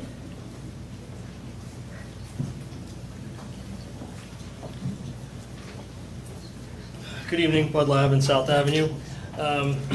Congratulations to the new captain and everyone for the rewards and everything tonight. But I'm gonna steal his thing and say I'm the dumbest person in the room tonight at this point, because I've been here I'm in the town for 30 years now, and listening to the tax attorney here, who's I believe he said is our tax attorney, right?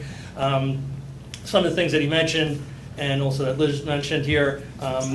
First of all, he called it a ministerial error, so I don't know if I'm pronouncing that right, but it sounds to me like when this ordinance was written in 2015 or 16, that it was designed to be sunsetted in 10 years. That's the way I read it. I mean, like I said, I am the dumbest person in the room, but it sounds to me like there was a built-in fail-safe for this to stop. And I think that, I know now tonight, what they're trying to put in a new ordinance, he said 24 months for the new one should it pass, which of course I'm against. But I think that it's designed that way, and I don't know who up here on the board was here in 2016 when it passed, but I know the mayor was the mayor, because I know I've been here for 30 years and she's been the mayor most of the time I've been here. But once again, we're not a dilapidated, rundown area that is there's a blight and is need of people to come move here. What did you say, we're 3% now? 3% vacancy? I mean, come on, that's not something that needs to be filled. We don't have a goal of reaching 100%.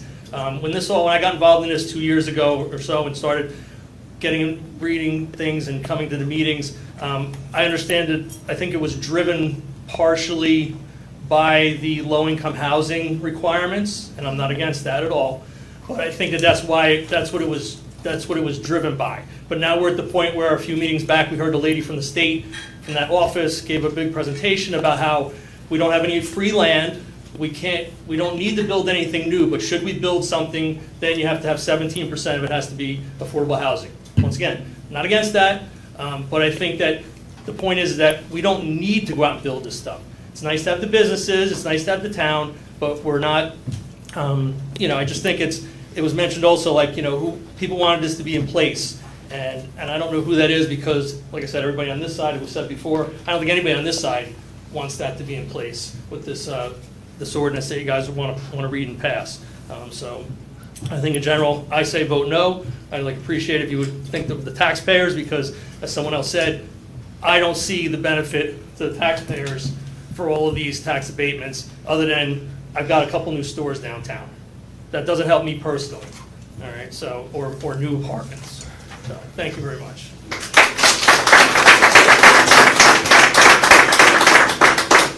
Anyone else wish to come forward?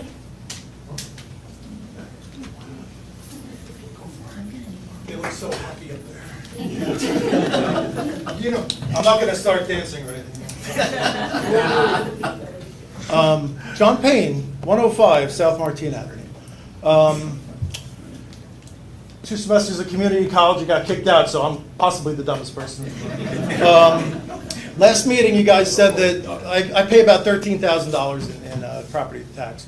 3,000-ish stays in town, 9-ish goes to the state, right? That's basically the breakdown that you guys said. They've been building down the northeast corridor from Hoboken, Jersey City, Rahway, Metuchen, Avenel, Woodbridge, here. My property taxes are going up. So if you could explain to me why it's beneficial to have more money come into the town when all of our taxes keep going up. Does that make sense? Yep. No, that makes sense. Okay. Good. No. Do you have another? I know you guys aren't really answering questions, but well, it's because that's the one question that I asked. Well, no, this is after. What's my benefit to having more businesses in town? And because this is the public's time, so we let you speak and then. Oh, okay. I'm sorry. I didn't know. If that's okay. All right. That's pretty much my question. So. Okay. Thank you. Thanks for your time.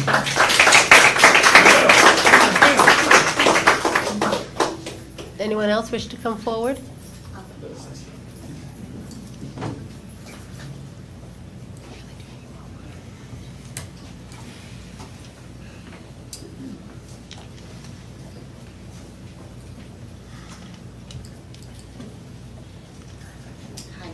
Hi, can you hear me? Okay. Yes. I'm Gina Walsh, and I'm from 23 Birchwood Terrace. I moved here from the inner city, where I grew up, very poor. My husband and I did not have fathers, and we had to struggle to find our way because we knew, seeing all of the things that you see growing up in Jersey City, we didn't want that for our kids. So, we moved here when my daughter was a baby so that she can have a wholesome environment, so that she wouldn't be exposed to the things that we were exposed to as kids. I can't even believe, though, that my taxes have gone up $3,000 in 3 years. Like, my taxes are 20 grand. 20 grand. I am a teacher. Thankfully, I work for Jersey City Public Schools, so I do well. I've been there for 31 years. I had kids late in life. So my husband and I were somewhat established. We had to work very hard to get ourselves out of poverty so that we would have the right to live in a place like this, because you have to earn your way out of that. You have to get educated, you have to work really hard when you have no parents and you grow up in the inner city so that you can afford a place for your children to live safely. I have people on my block now that are living with extended family just to afford their taxes because they have young kids. You know, so I don't think you're realizing, or maybe you do realize, growing up in Jersey City when Wall Street came over and, you know, all the tax abatements, it didn't help them either. We still had poor kids. Even with Wall Street in Jersey City, we had poor kids. Kids getting hit by cars, major traffic issues, major crime issues. I feel a little bit like Fanwood is becoming the city. I don't want to live in the city. That's why I moved here. That's why I struggled to put myself through school. My husband did the same and worked really hard and saved our money so that we wouldn't have to deal with traffic and, you know, people on our block living with 10 and 12 extended family members who we don't know crammed in. Like, these are the things that happen when you can't afford to live in your town. So we need businesses, we need that, but we need the taxes from them. You know, I can't imagine how a Scotch Plains Fanwood teacher could afford to live here. I can't afford to live here, and I'm at the top of the pay scale. Like, and they're teaching with overhead projectors. When I started teaching in 1996 or 95, our overhead projectors were obsolete. These poor teachers are teaching with very limited resources, and God help them if they actually have to live here, because my taxes go up way more each year than I actually get in an increment. So I'm losing money by living here, and we're unfortunately have to tell our kids that we may have to move. And they're school-age kids. I have a freshman and a fifth grader, and they'll be brokenhearted. But I don't really know what else to do at this point. We're putting ourselves into debt when we should be looking forward to our retirement after 30 years of work. You know what I'm saying? But that's all I wanted to say. I would say no to the ordinance.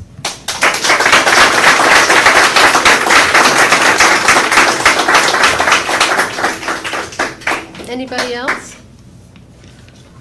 Anybody else? All right, so with that, can I have a motion to close the public hearing? So moved. Second. All in favor? Aye. Okay, so a couple things. One, I want to thank you all for coming out tonight and to talk to us. I think that's very important. I think it's very important that we do hear from you. New Jersey has an affordability crisis, right? Like, so I understand, right? I'm a single mother with 3 boys, and I'm the sole provider, and I live in a house in Fanwood, right? And I take care of everything, and I watch my taxes go up, up, and up. We control 25% of your tax bill, so I just need you to keep that in mind when I hear your anger and your frustration, because I have it too. We know what the schools are, we know what the county is, we know what the county open space is. I will stand sort of firm and say for what stays here in Fanwood, I feel that we provide the level of services that you expect and deserve, and when we falter and when something doesn't go right, we try to make amends for that, whether it's picking up or the roads or something's going on in the park, right? The library needed work to be done. So what we can control here is what we focus on, because we all live here too. The evolution of Fanwood's redevelopment has been going on for over 25 years. And I would ask that you remember that we're talking about one street, which is South Avenue, which is the corridor for Route 28, South Avenue, for where we are talking about where this overlay zone exists. The residential part, Fanwood is still a community of over 90% single-family homes. And our population today is less than the population that it was in 1970. Now, you may not feel it, but when you look back on the census, when we did the, maybe the 70s or the 80s, I don't have the exact number in me because we did this with the master plan of where our housing, our population was. We did it to stimulate private investment, And we did it to revitalize the areas along South Avenue to attract new businesses. And the reason why I believe that Fanwood property values are so high is because we have a nice town that is anchored by good investment. And people have chosen to come here and spend upwards to some $14, $15 million worth of investments. The ordinance allowed us to attract along the South Avenue corridor investment because we did have an affordable housing obligation. We did see the success that we had around Block 64, which is across the street from the train station, and we wanted to spur on interest in investment, which ultimately does help the town's ratables and overall evaluation numbers that we have here. Not everyone that applied for this short-term tax abatement gets it, and not everybody that could get it does it. So we've had 3, I believe, that are in the 3. One's completed. One's completed. So the first one was the Fanwood Animal Hospital, right? And so that was the first one that we did, and that went over the course of 5 years. And he paid what he paid in his land, and then the improvements graduated up. And maybe the language needed to be a little bit more nuanced that Liz talked about, but the money that comes in gets proportionally distributed back based on the breakup. So the school system gets their 60% of what comes in, the county gets their 20% of what comes in, and then the balance stays here in Fanwood. Why did we do it? Was because we thought at the time that was the right thing to do. And it was because it spurred on the investment. And for those who haven't lived here, you know, I'm here like 25 years, the South Avenue corridor needed help. And it attracted new businesses. And we knew by temporarily reducing and then graduating up over 5 years that we could get the investment that we were looking for, which ultimately helps the bottom line of the tax rateable. It is a policy decision in advancing economic development principles that in the short term, there's a long-term benefit. And so we saw that there was a benefit to doing this. I just want to go back because I want to make sure that I cover some of all of your questions here. I live here too, and I know many of you sitting here in this audience. And I've been proud to be your mayor for as long as I have. And I work for getting up every day to make sure that this is a really nice town. And I know it is because each of us are in here, and we love Fanwood, and we think it's a really nice community. I know that we may not agree on this abatement ordinance, which is going to sunset in 24 months because it will have done ultimately what we set out to do back in 2015, which is why that was important to this council, to take into account the projects that we know are here and going to be possibly taking advantage of it. So I don't know if any other councilperson has a question or a statement before we go to the vote. I think that I'm really hot. I want to express my appreciation for the people who came up and spoke respectfully, whether you agree or you disagree, and the questions you posed, because it is our responsibility to try to answer them as best we can. But, you know, I guess I do want to make it clear, as I have many times sitting up here, and as, you know, the mayor said, that we can agree or disagree, but that doesn't make us liars. It doesn't mean that we're in the pockets of the developers, because we are not. It doesn't mean we're showing any favoritism to the developers, and it certainly does not mean that we do not care about the residents of Fanwood. As Colleen said, we are all paying the high taxes. And I have been here since before the development was in Fanwood. And the middle of town held nothing, no interest for me to take my kids into town, to go out for a coffee, to have a bite to eat, nothing. There was virtually nothing there besides the Hallmark store, realistically, that drew us. What we did in good conscience, we did with good intentions. Again, whether you agree or you disagree, the intention was clear. I am not a paid politician. None of us are, right? We chose to do this to serve this community. So you don't have to agree. And I understand the difficulty of trying to afford the residential taxes in this community. But I also see from this side what it costs to operate this town. And this is a small town. And we have very little revenue base in this town to balance the burden on individual taxpayers. And our goal is to make sure that single-family residents. There's no calling. You're going to say yes, it doesn't matter. Yeah, so we just go to the vote. So basically, we've just listened for an hour, and now no one on this side would like to listen. Is that what you're saying? Because that's what I'm getting. What I am also getting is that there is a private Facebook where there is a lot of division and hostility that is fueled on a daily basis. And very few people reach out to borough officials to ask questions, with the exception of Gary Morris, who does. However, because there's no respect for the professionals that serve this community, the answers that are provided to him are disregarded as untruths or incorrections. They're incorrect. And so I don't really know what the point is of our professionals answering questions repeatedly when the answers are perceived as lies or untruths. So all I can say is that as a community, we are trying to do the best we can to uphold the agreements that we did make. And I fully, and as well as this whole council, agrees that a tax abatement ordinance is no longer necessary beyond this period. We have done what we've needed to do as a community, but we are also responsible for holding to the agreements that we've made. And again, you can agree or you can disagree, but there is really no call to be disrespectful or to malign us.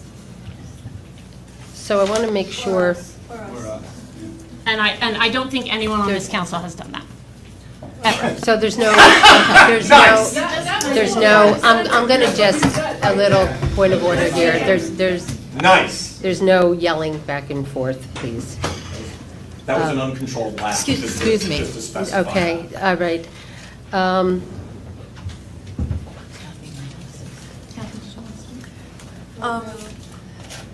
Yes. Yes and no. A lot has been made about the redevelopment. And as I stated at our last meeting, when Liz spoke, that she took me down memory lane. I have lived in Fanwood at various places since I was a teenager. Most of you here are relatively new residents. No. I said relatively. No.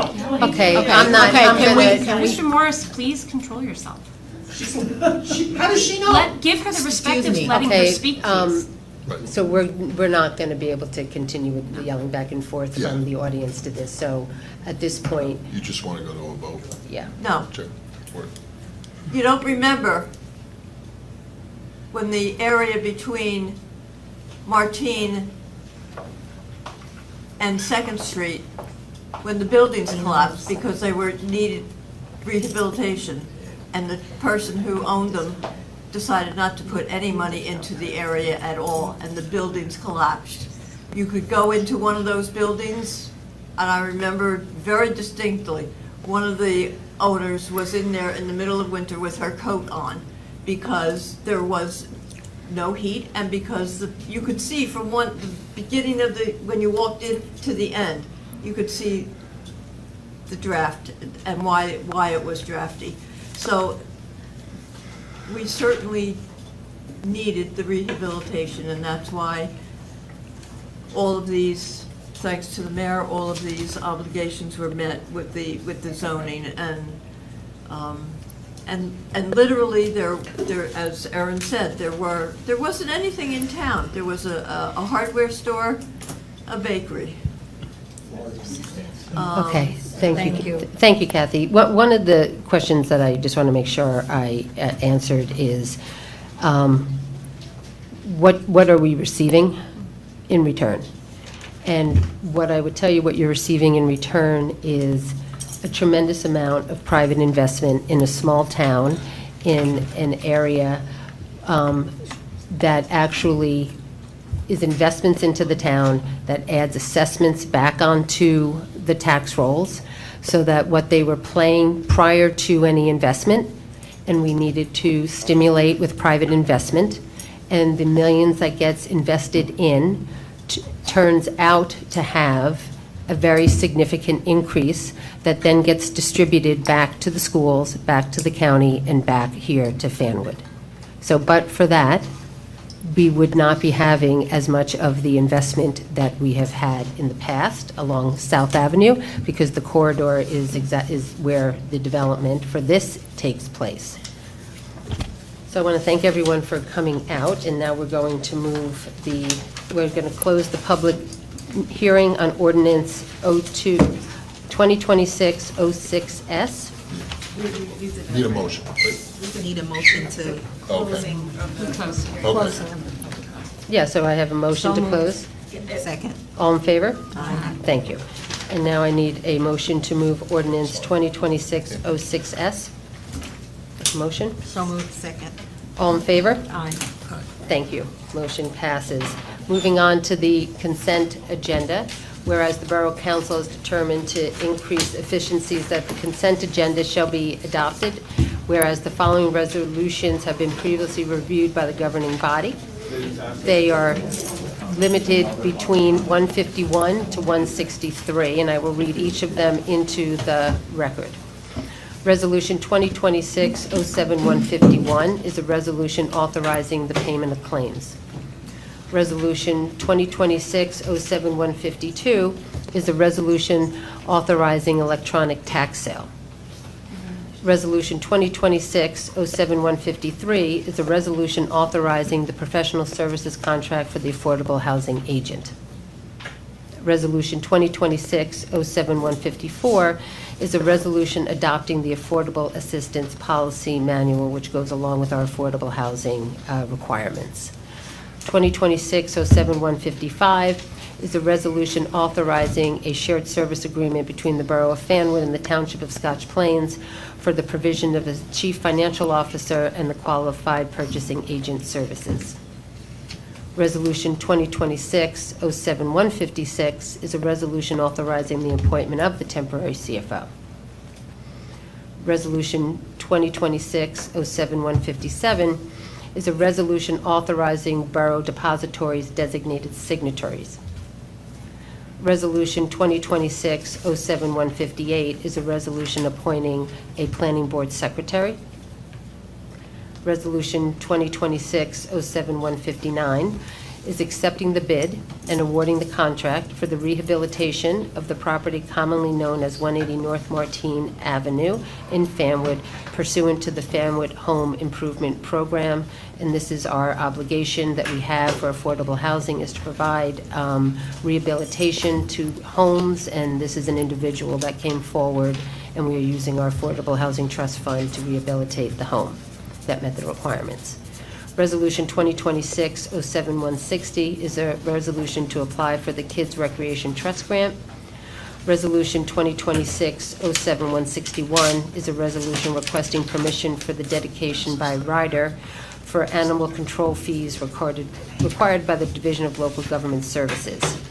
And Resolution 2026-07162 is a resolution for the duplicate tax sale certificate. May I have a motion? So moved. May I have a second? Second. All in favor? Aye. Thank you.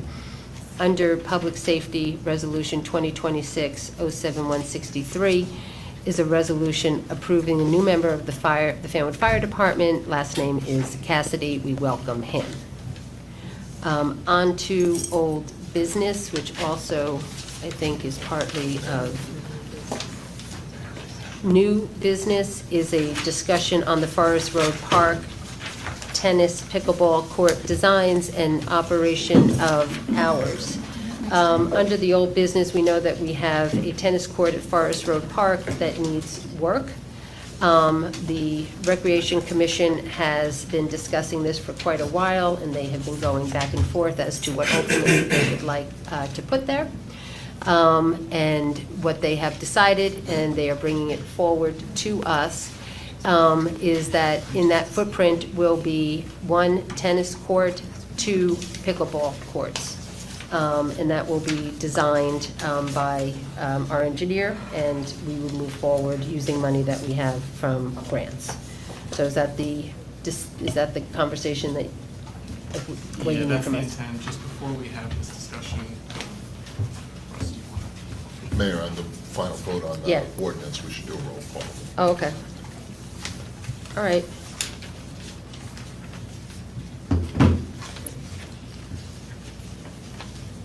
Courtney, just, oh, I'm sorry. Yeah. Courtney, if you- Council President Jim Thank you. Berry, Yes. Jeffrey Banks, Yes. Anthony Carter, Affirm. Erin McElroy Barker, Yes. Catherine Mitchell, Yes. Tricia Walsh. Yes. Motion carries. All right, thank you. Under standing committee reports, Council President Gina, do you have anything else you'd like to share? We just approved a lot of the ANF resolution that we discussed during our ANF meeting. One of the things that I did just want to just share is that the borough is in discussion with the school district for shared services agreement with, for the, is it LASSO 2 or LASSO 3? SLEO. First Leo.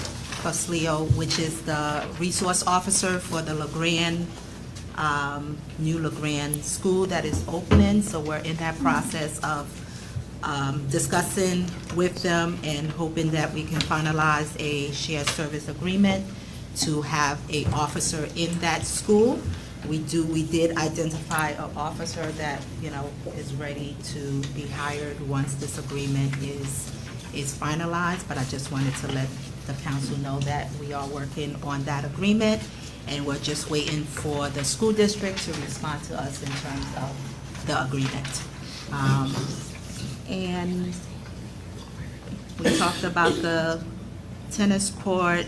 We do have an intern working with the borough, and I know he's been very helpful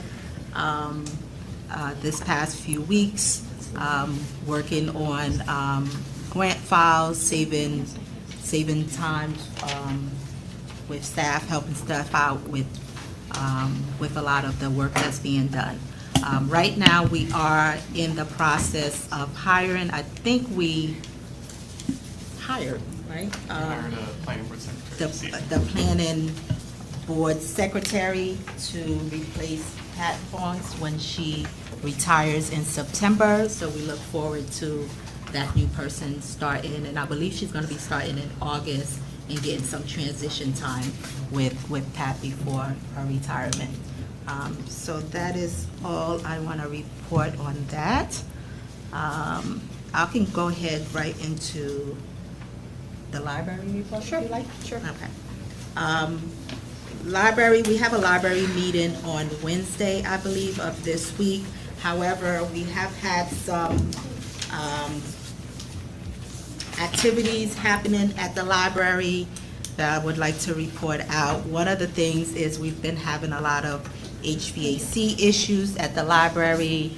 We have had that resolved as of right now. I'm hoping that the fixes have been solidified and we don't have additional issues, but the staff has been trained, DPW staff has been trained as well on how to manage the dashboard to control the system. We also had some electrical panel issues at the library, but since issues have been resolved through the company ARC that has done the work. The team, back to the HVAC, the team did identify 2 companies that we would present to the board library, at the board library meeting, the next one, so we can hire a company to do the services moving forward and manage the HVAC system. External lighting has been replaced.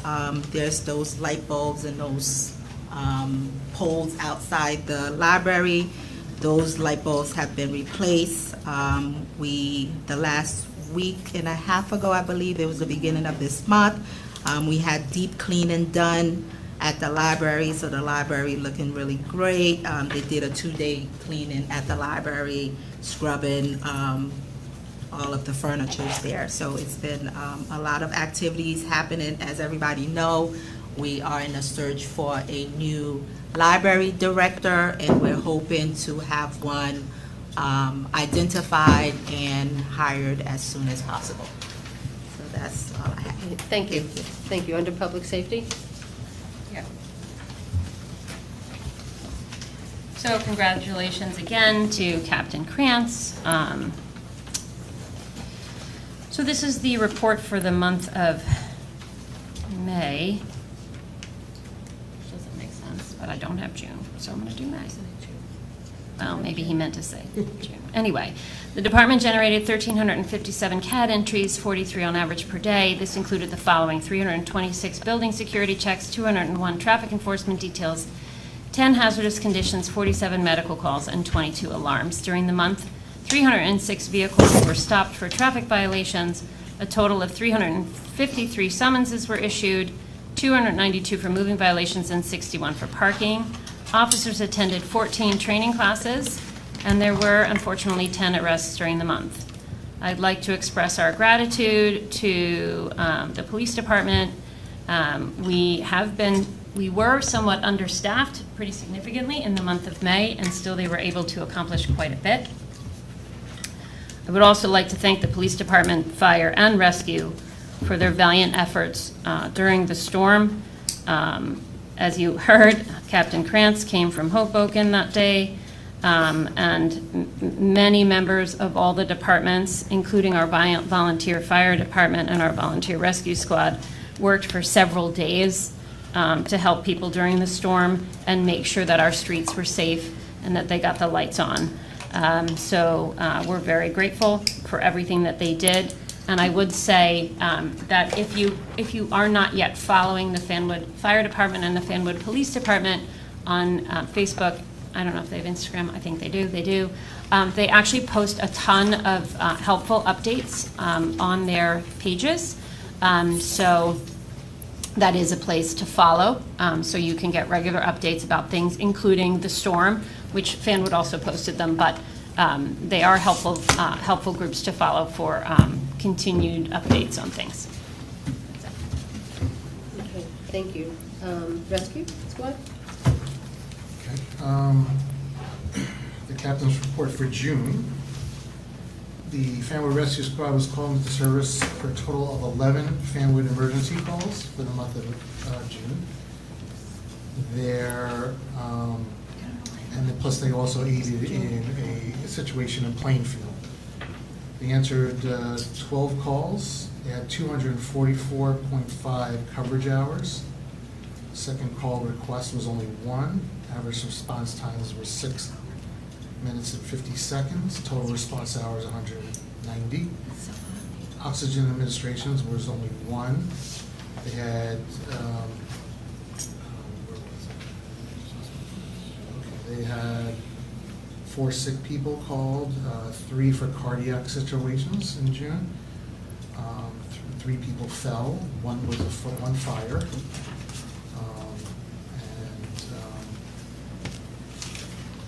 The other thing is they want to put out to the responder. Top responder of the month was Adam with 13.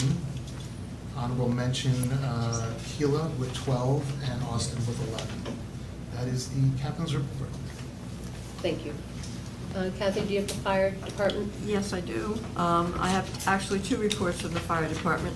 One is for the month of June, as submitted by Chief Piccola.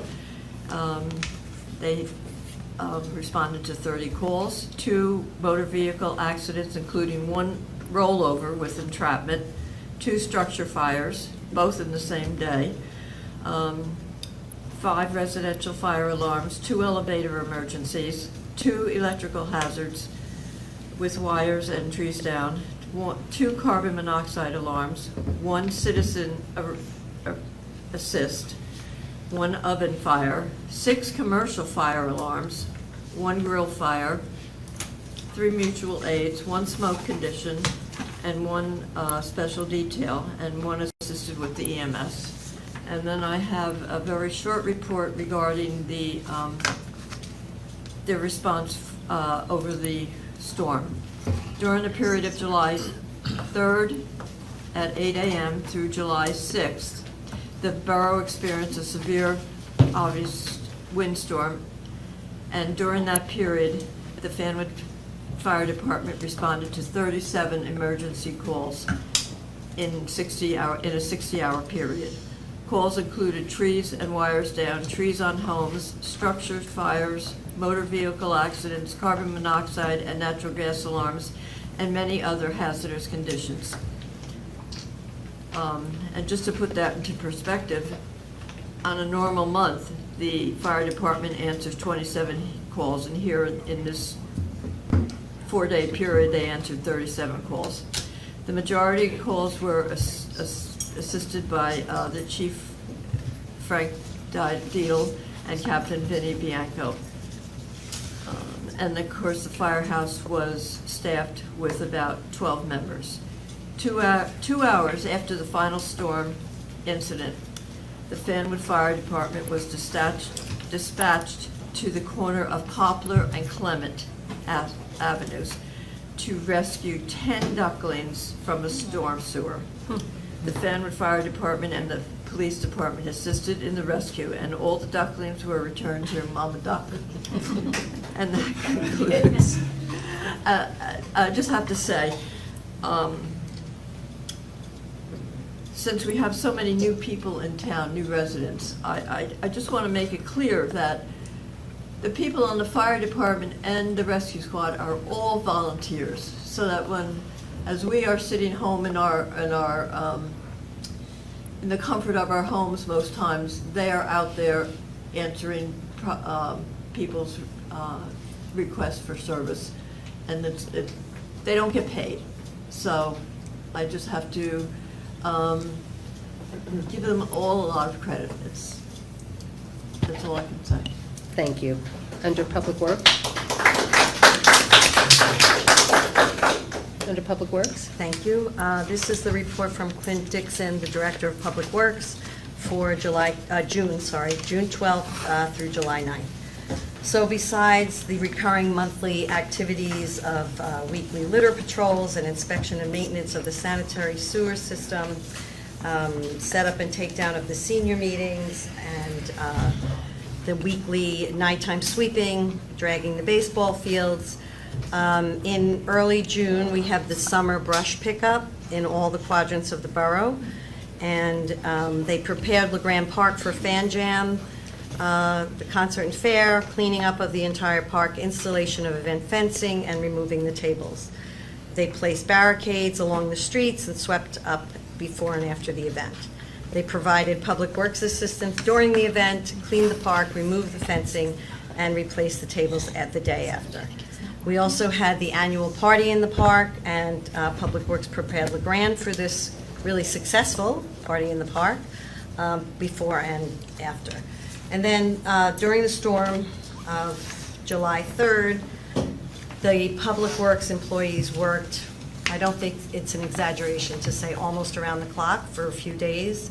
And they performed traffic control devices in various locations for road closures. They cleared up fallen trees and branches and debris from the roadways. They put out 4-way stop signs and generators when intersections were down due to the power failure. And just today, we got a note from Adam, the Nature Center caretaker, thanking Public Works very much for their prompt cleanup of the Nature Center, clearing all the downed trees, and so the trails there are open again. The Public Works Department checked the borough shade trees and addressed many as were needed, reported to them by residents. They inspected all the borough-owned properties. They cut and picked up branches that fell from shade trees during the borough, picked up branches and storm debris, Forest Road, Park, and LeGrand. And then they have a special one-time storm brush and branch pickup, all quadrants, July 15th, starting at 7 a.m. Residents were asked to put the debris out by the curb, and they will be picked up.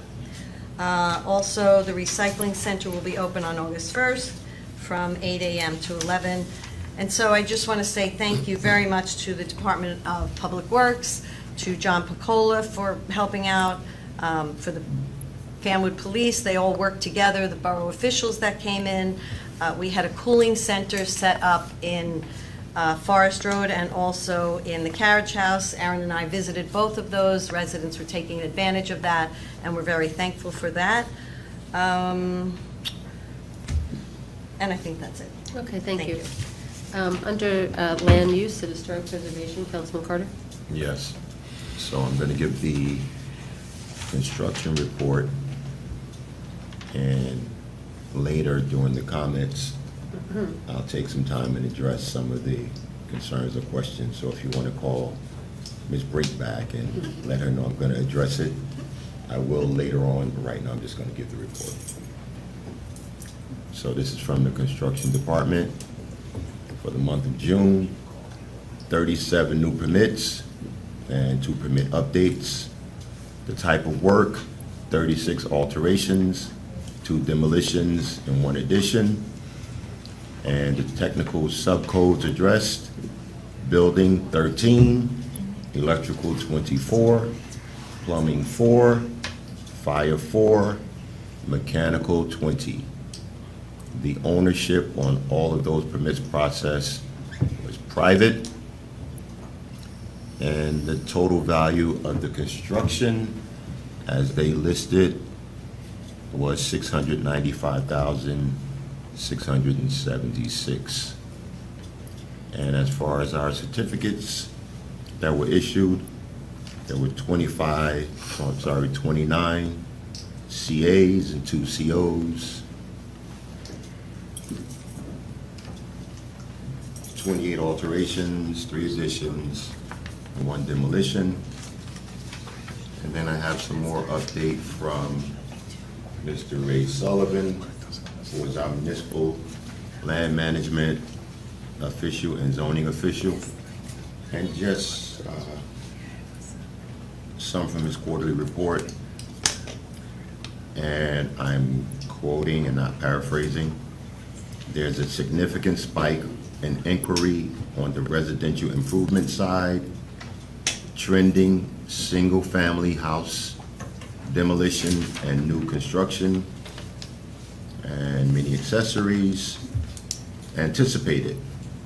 The land use office expects to remain steady, and considering commercial developments at South Avenue and South Martin Avenue, planning board projects are soon to queue.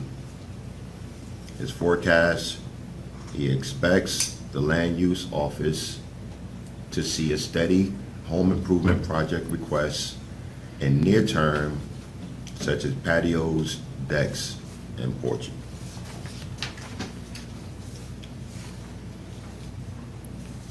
We had further conversation after the storm, and he expects to see the spike in generators, right? Fences and decks, those things that were destroyed during the storm. Those know my deck was one of them that was destroyed by a 50-foot tree. Missed the house by a couple of inches. So a lot of investment in downtown, and our economic development person Liz spoke about Armand and the Mediterranean Gourmet and Ice Cream Shop, and that's expected to reach the construction department's desk tomorrow. And there were a few applications that were expected before the planning board for generators, right? Yeah, so, and this was in advance of the storm. They wanted to get in front of it and they were just a little behind it, so I'm one of those who generator's gonna be before you guys. And that includes the report. Thank you to Lisa for her contribution to the report, our construction department, and also Ray Sullivan, who's our engineer. Okay, thank you. I'm sorry. Yeah, no, thank you. Historic preservation? Thank you. The Historic Preservation Committee's report for June.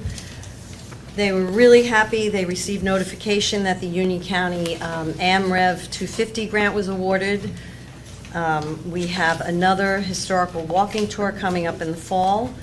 4 Centuries in a Weekend will also be in the fall, and we will display American flags from the last 250 years. We had a community reading of the Declaration of Independence on July 8th, which was really successful. Thomas Jefferson was there, portrayed by David Bierman, the president of Scotch Plains Fanwood Historical Society. Copies of the Declaration of Independence were handed out. We had 4 readers, 104-year-old Joe Schott, Mayor Colleen Marr, Joan Skubish, the chair of Historical Preservation, and Jonathan Cole from Troop 104. After that, we had a reenactment of the Boston Tea Party on the patio at the library, where children made little boats and tea bags and threw them into the harbor. That was very cute. And thanks to Pat Hoynes for preparing the Declaration of Independence script and obtaining the 4 readers. That was a lot of work for her, so we appreciate that. And that is it for historical preservation. Okay. Environmental is We next. also should mention that we're going to start the restoration on the train station. Train station, Right, as you know, at our last meeting, we awarded the contract to a pre-qualified candidate contractor that knows how to do with historic properties. And so we will be stripping down the historic train station. We will be going down to the original base, and we will be painting what we believe is the original colors, which are not too far from the shades that they are today. So it shouldn't be a shocking change, but it'll be a one that I think that we need to do, as well as fixing the shutters and the windows and everything around that. So we will be documenting that, because that is, as we say, the jewel of our town. Kathy, is there anything on the green team? Just a little bit. I think today, or sometime this week, is the last date for collecting eyeglasses.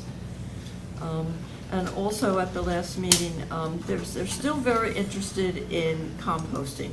So they've done a lot of research, and apparently one of the things that they found out is that the environmental team in Metuchen is working with the school system, so that any of the leftover food from the school system, which apparently would go to waste, is now being recycled.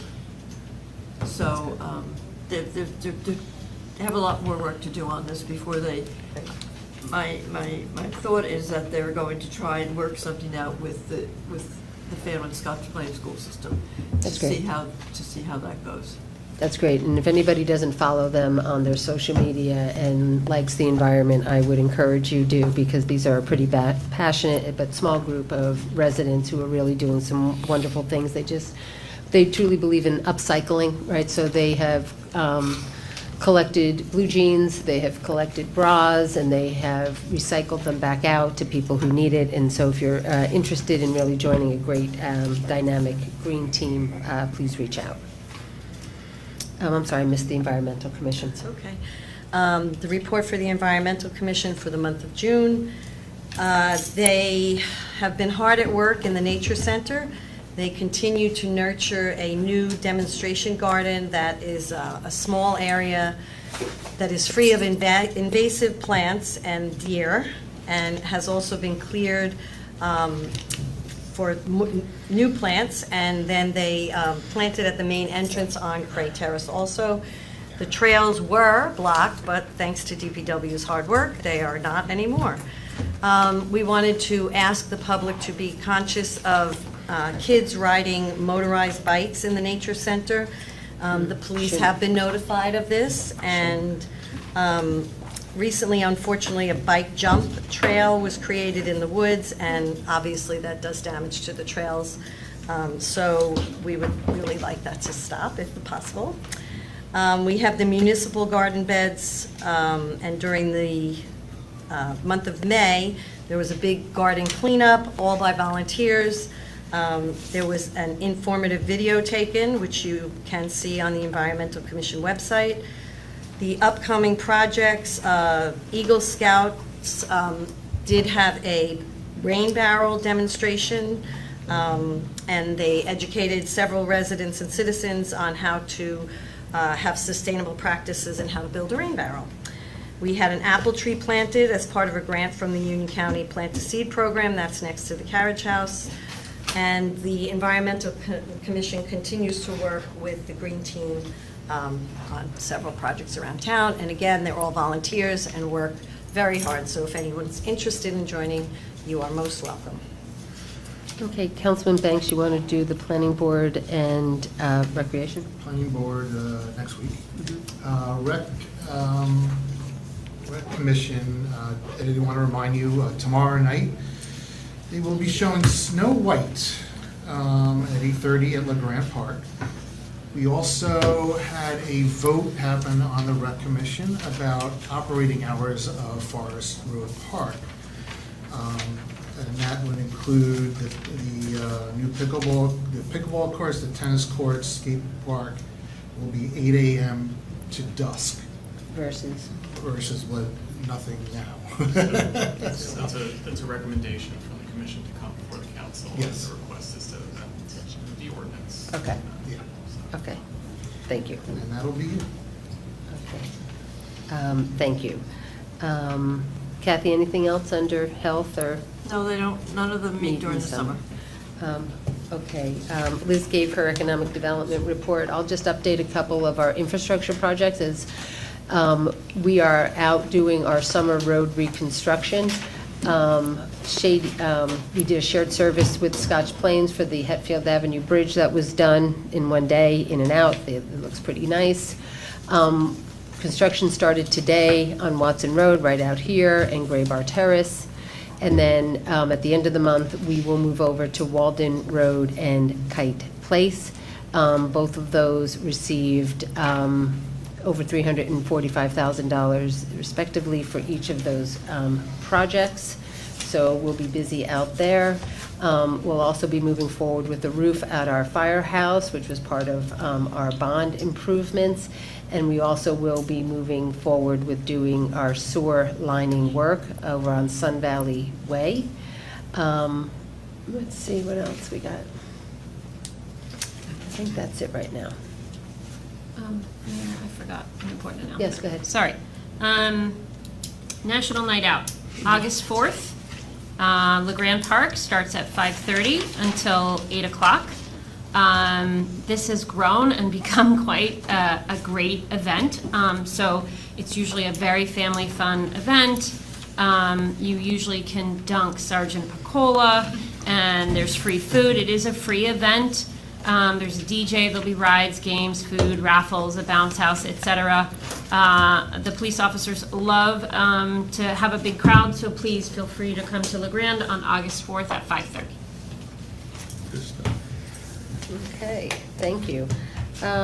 With that, that is our standing committee reports. I would have a motion to open the meeting to the public. Second. All in favor? Aye. Please come forward. 5 minutes, no yielding of time. And coming back a second, and please state your name for the address for the record. Gary Morris, 405 South Avenue. Sorry I got very emotional before, but I want to talk about the pickleball situation. There is a sign now apparently that says 8 o'clock in the morning. I think that's what you're talking about. Pickleball, as you know, is one of the most multi-generational sports. My daughter was there 2 weeks ago. She's home from, actually less than 2 weeks ago. She's home from being a teacher in California. And she called 3 friends to come into Fanwood. That's what you want. You want to spread the beauty of Fanwood to other people. She gets there 7:45, she sees an elderly couple playing pickleball. It's going to be over 100 degrees by noon, okay? That's when you play pickleball. I don't know about you guys, if you ever played it, you can't play in the heat of the day.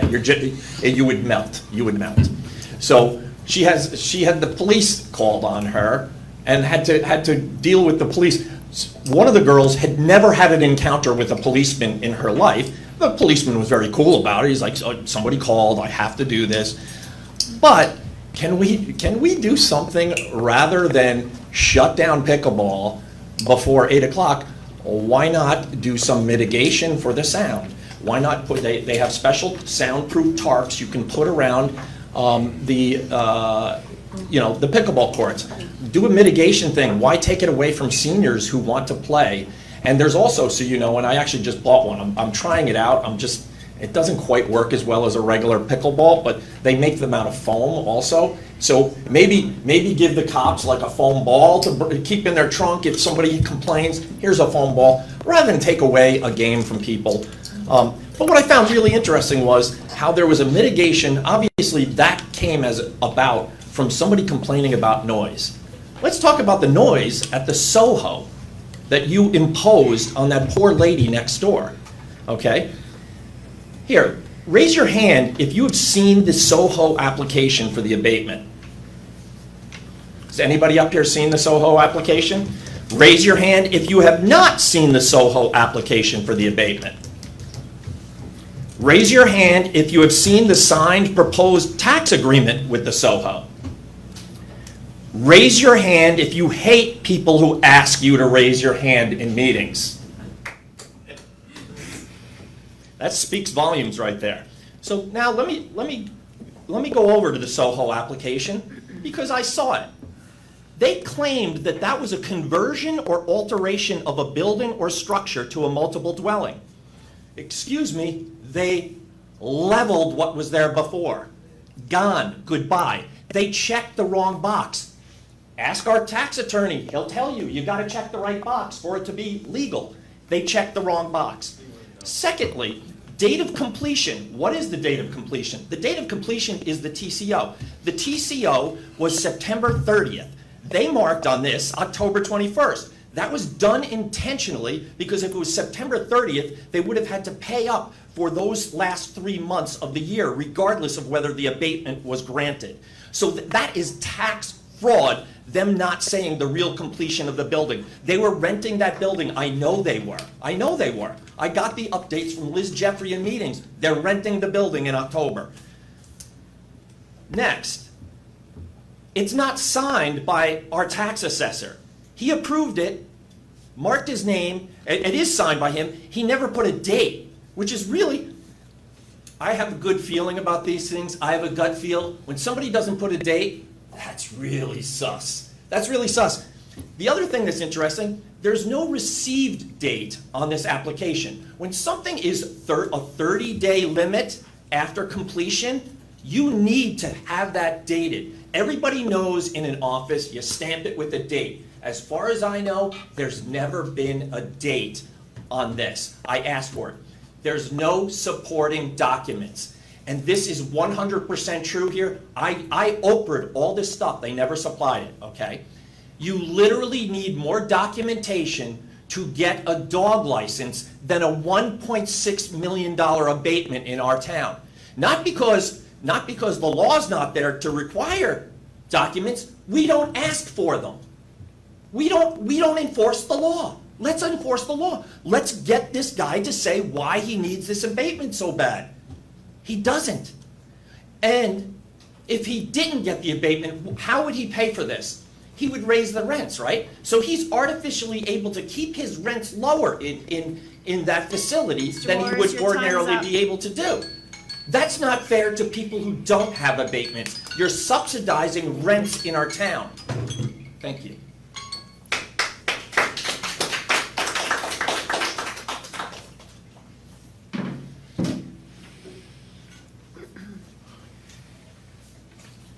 Eric Fillon, Scotch Plains. So, yeah. So I wanted to speak a little more last time, but I just didn't.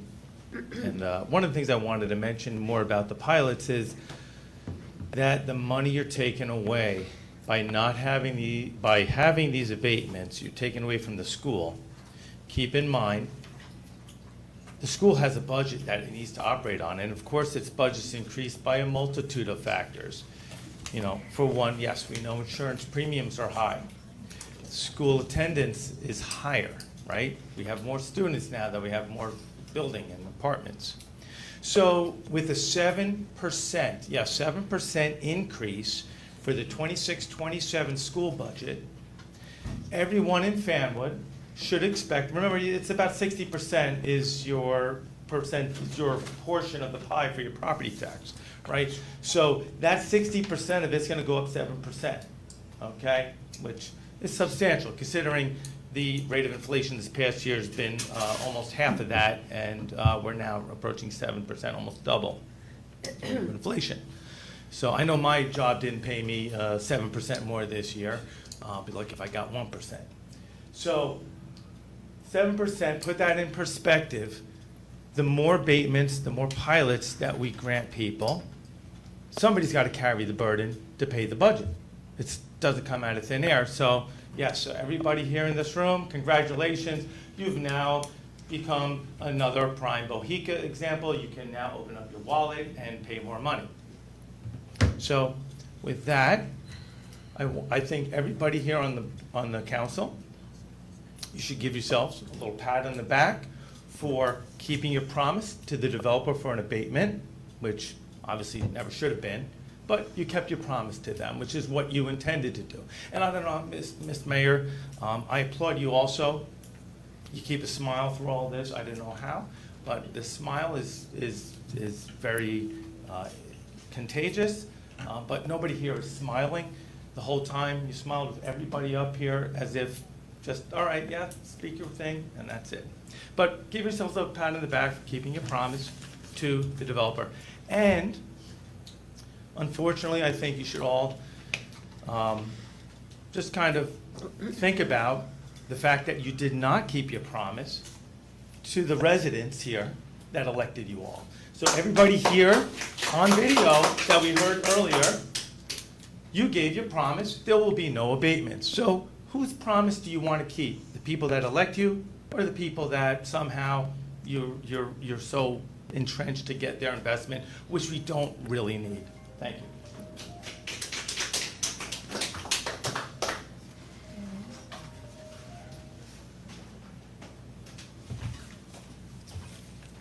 I'm in my council meeting. Call me back in an hour. Ben Raposa, 107 Willoughby, Fanwood. So I guess just I have a couple questions that I don't believe were answered. Sure. Regarding the abatement. Just why is another abatement needed? And what are we receiving in return? I mean, that's two simple questions that should be able to be answered. And I don't believe we've gotten that answer. And then a second would be, just in general, the redevelopments. I mean, I assume we're looking at traffic, parking, and infrastructure, but are there any analytics provided or available to show that we've done parking studies, infrastructure studies and such that is available for Sure. request? Sure, so I'll take yours, I'm sorry. Okay, no, that was pretty much all I had besides So I'll take your congratulations, second Captain Grants. question first, and anytime there's a planning board application, that's part of it. So any major site plan, they do all of those things. They check the infrastructure, they require a traffic study, they have their professionals, so that is on the person who comes before us to do that. Okay. Then with that being said, if I were to mess up on my application, would I be giving the same grace as these developers are?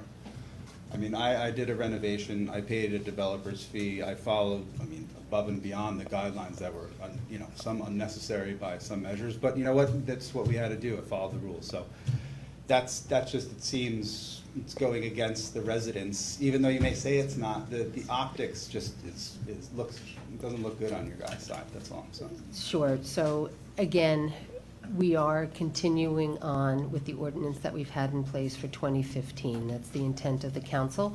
and then it will sunset in 24 months from now.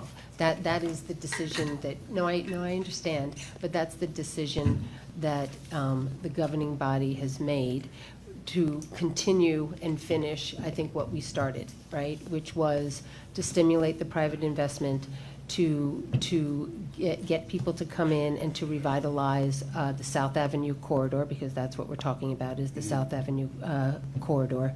And we look at what they currently pay, and then we see what the projection is over 5 years based on the assessment of their investment. And in the end, each of the entities that proportionally get their share get a lot of money in the end by the 6th year, and we have the ability to have good investment in this community, which not everyone will agree here tonight, but there is a lot of people that find Fanwood because of the investment of this community, because what it looks like, right? Because it's a thriving town, primarily of single-family homes in beautiful neighborhoods where people genuinely like to live here. And they like the ability to go and put their money in town, which did not exist before. And so to get to that point, right, you need private investment. And so we stimulated that private investment. We know that we see the end in front of us, which is why we are now sunsetting this in 24 months.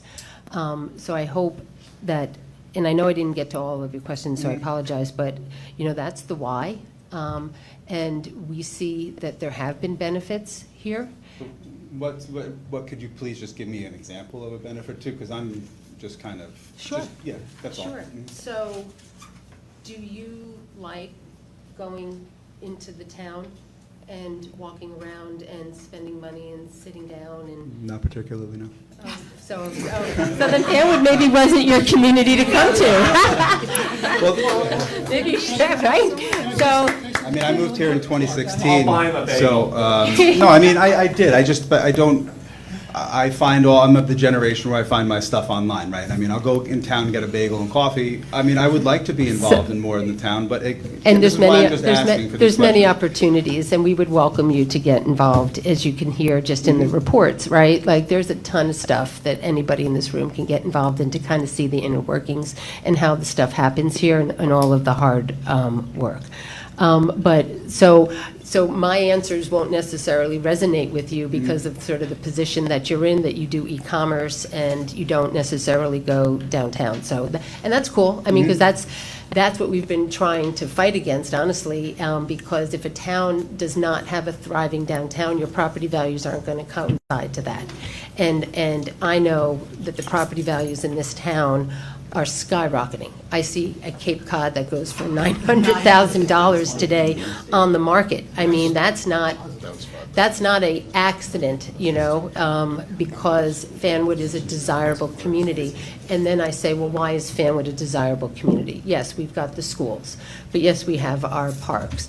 But yes, we also have things that people like to do, right? Like, it's always funny, like, you know, people talk about like nightlife. I don't think we have that much nightlife, but, you know, a place like Jessica's, when it spent probably $300,000 to bring that type of restaurant in, would never have done it in a community that they didn't think, right, had a thriving downtown. You never would have gotten it. He would have gone somewhere else. He chose to come here, and I worked really close with that owner of that property for the amount of investment that that property owner had to do, because there was no kitchen, right? So if you look on the outside, you see the chute that flew there. That didn't have, that was on the property owners, because he knew the caliber that if he put the money in, they will come. And so it's almost similar to what I've seen sitting up here in over 20 years, is that we have focused and we have worked, and it has been a labor of love to have public meetings and redevelopment changes and all of the dates that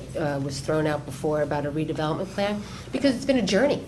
This didn't happen overnight. I mean, I have worked at this since I got involved and actually became the mayor over an argument that was happening in town of what to do with the former Dean Oil site. And if you don't know what the former Dean Oil site is, I would encourage you to go find it. It's on the corner of LeGrand and 2nd, and it was our version basically of a Superfund site, because it had tar open tar pits around there and also home heating oil. And they couldn't figure out how to get anything done. So for the last 20 years, there have been public conversations, which many of you in this room probably have not participated in, because that was not where you were at the time they were happening, right? Correct. And that's why I've spent the last couple of weeks going back and updating our economic development webpage with pictures, because I think for someone like yourself, you will really appreciate the amount of work that went into it. And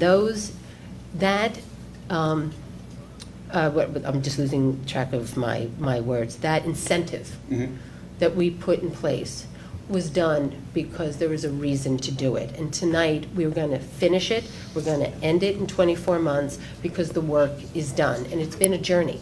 It's Okay. been a really long journey. With that, I appreciate everything you said, and I thank you for that, and I will do some more research. Yeah, well, call me. You don't have to come here and just talk to me. Yeah, I know, I just, I know. It's a thing. Okay, well, I appreciate that, so thank you very much. Thank you, okay.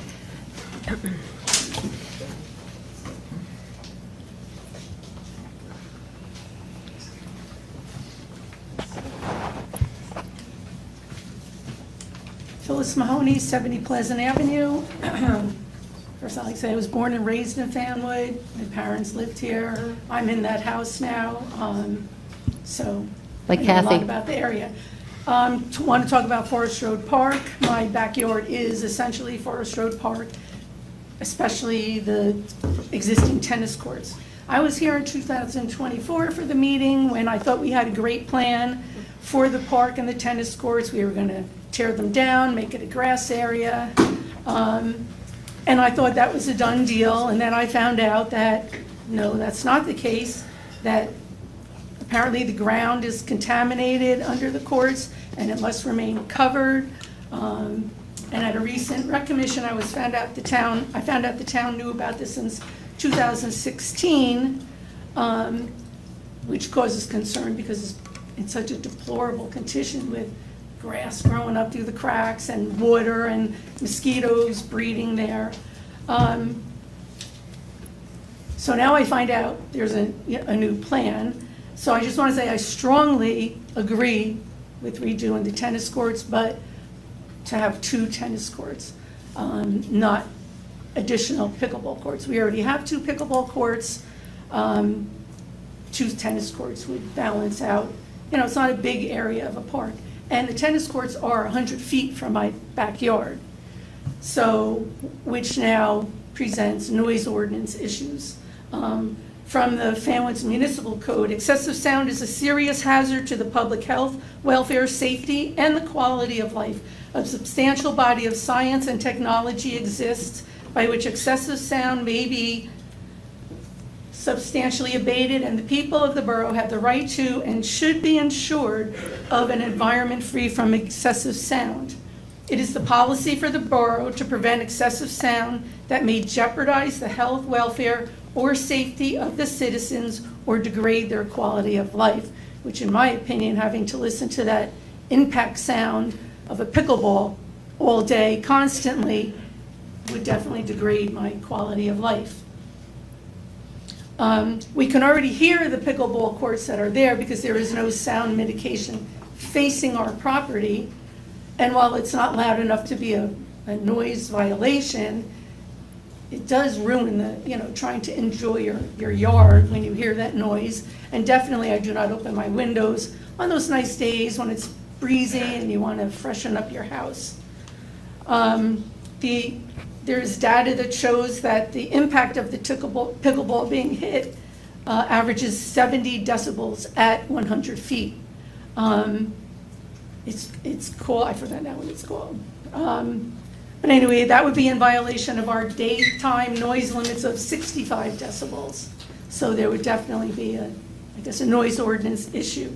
Another concern is the people who play early in the morning and after dusk when the park is supposed to be closed, despite new signs on the existing pickleball courts saying play is restricted to the hours of 8 a.m. to dusk. In regards to the police being called, we were at a rec commission meeting. We were told that people don't call, we never know about these issues. So their recommendation was, If there are people there at not an appropriate time, we should call the police. So that's what we've been doing. So between June 21st and just last Tuesday, I believe, there have been 8 calls that I have kept track of, that either my neighbors or I have made. And that's a constant problem in that park. There's kids there at night. There's people there all hours of the night walking dogs with flashlights, and it's, I don't know how that could be fixed, but I also don't need to have people come in and like the pickleball courts. Let's say they are put behind my house. You have existing pickleball courts. Somebody comes at 7 in the morning to play pickleball. All the courts are empty. Now, are they going to choose the pickleball courts that are farther from my house? Or are they going to come to the courts that would be put behind my house at 7 in the morning? That means now I have to get up, call the police, and try to get back to sleep. We made a suggestion that maybe you have someone lock and unlock the courts, but we were told that that is not feasible. It just seems like more responsibility should be taken when proposing changes like this instead of putting it on the citizens. I pay way too much in taxes, as we've heard, to be the keeper of the park, and to have to keep calling every time there's a violation. And, pickleball is an unusual noise. It's not like a baseball game, kids are playing 2 hours, they're gone, or like that constant pop is nerve-grating. And putting up signs, they just put up signs. Mahoney, your time is up. So, that's okay.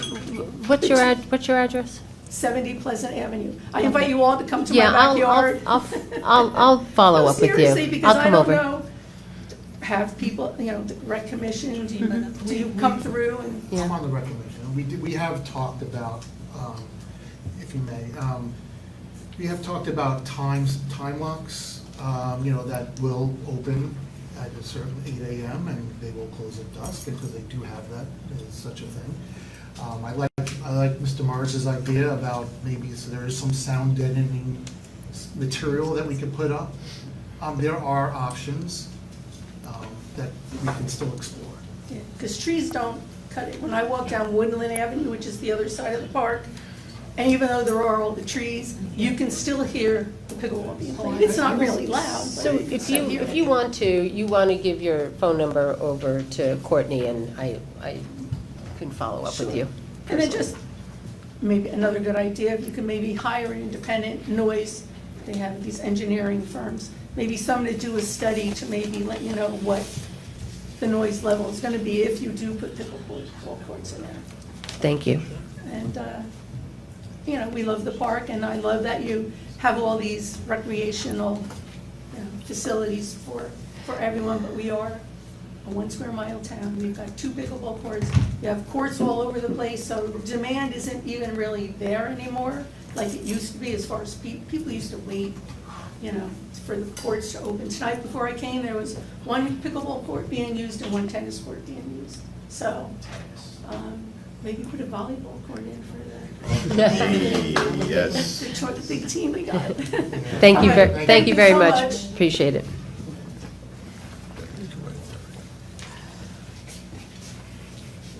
Hello, good evening. Florian Elias, I also live Pleasant Avenue, and I also would like to comment on the tennis pickleball discussion, because I live just behind the Forest Road Parks. So I was very pleased to hear that the surface, like the tennis court, will be resurfaced, because it cannot be used at the moment. There's a lot of drainage issues, as you all know. So I'm happy that this will be fixed as well, the drainage issues. But I was very surprised to add 2 more pickleball courts, because honestly speaking, the two pickleball courts that already are there, that is sufficient. So there is no waiting time. So if you go there at any time of the day, there's basically no waiting time. But for tennis courts, because in our area, lots of tennis courts have been converted into pickleballs recently, it's becoming more difficult to find tennis courts. So that's why I believe the 2 dedicated tennis courts would be a better option. And furthermore, in my opinion, the Forest Road Walk is very nice, because all the activities, all the sport activities can be done there. So it's a nice variety of sports. Yeah. So why adding now 4 pickleball courts there? Just keep the two pickleball courts, add 2 dedicated tennis courts, and then it's a nice balance.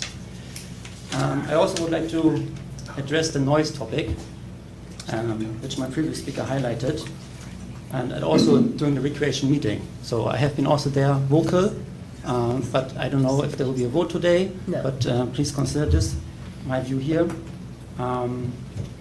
Because the noise concerns, they have been really downplayed in this Recreation Commission meeting. It was compared to a garbage truck or showing the movies in La Grande during the summer. But let's face it, this comparison is really flawed. Pickleball is played, we heard it earlier, also operation, 8 a.m. to 8 p.m. So that's 12 hours. And just to sensibilize you and what kind of noise it makes, I have a quick recording, which is like 4 pickleball courts. I just play it for 15 seconds.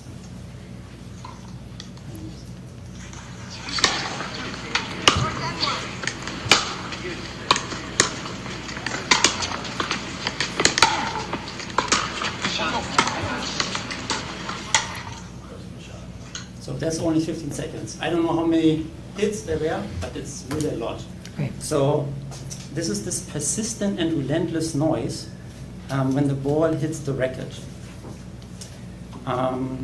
So with the suggested design that I was seeing in this recreation meeting, the playground, which is nicely done, is in the middle of those 2 pickleball courts. So just imagine this noise, not only for the neighbors, but also for all the residents that will be using this park. And the 100 feet distance has already been mentioned, so it will be very close to our backyards. And this noise ordinance has been already mentioned, so I would ask you to check that. Sure. What else? So yeah, please measure it with the noise control officer Sure. in a 100 feet distance, what kind of noise level it is, not to exceed the maximum. And I also want to point out that there are multiple cases where towns invested in pickleball courts, but they had to be demolished because they were too close to residential areas. So I believe let's make it really smart here, not invest money, tax money, and then in the end we need to demolish it because it's too loud and too close to residential areas. So in summary, I'd suggest to reevaluate first if additional pickleball courts are really needed, considering that numerous pickleball courts have been installed in the area recently, and if there's real demand, find a more suitable location for pickleball courts, not too close to residential area to comply with this noise ordinance. And then secondly, I asked the council to consider the proposal to simply restore the 2 dedicated tennis courts. This option would generate significantly less noise while enhancing the variety of sporting opportunities in the Forest Walk Park. Thank you. Can you just tell me your address again? I missed it. Pleasant Avenue. Which number? 18. 18? 18. Oh, thank you. Sorry. Thank you.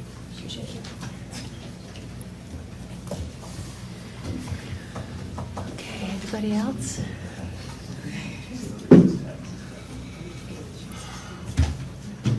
Good evening, Mayor, ladies and gentlemen of the council. Bruce Patterson, 170 Belvedere Avenue. One more time. Fanwood.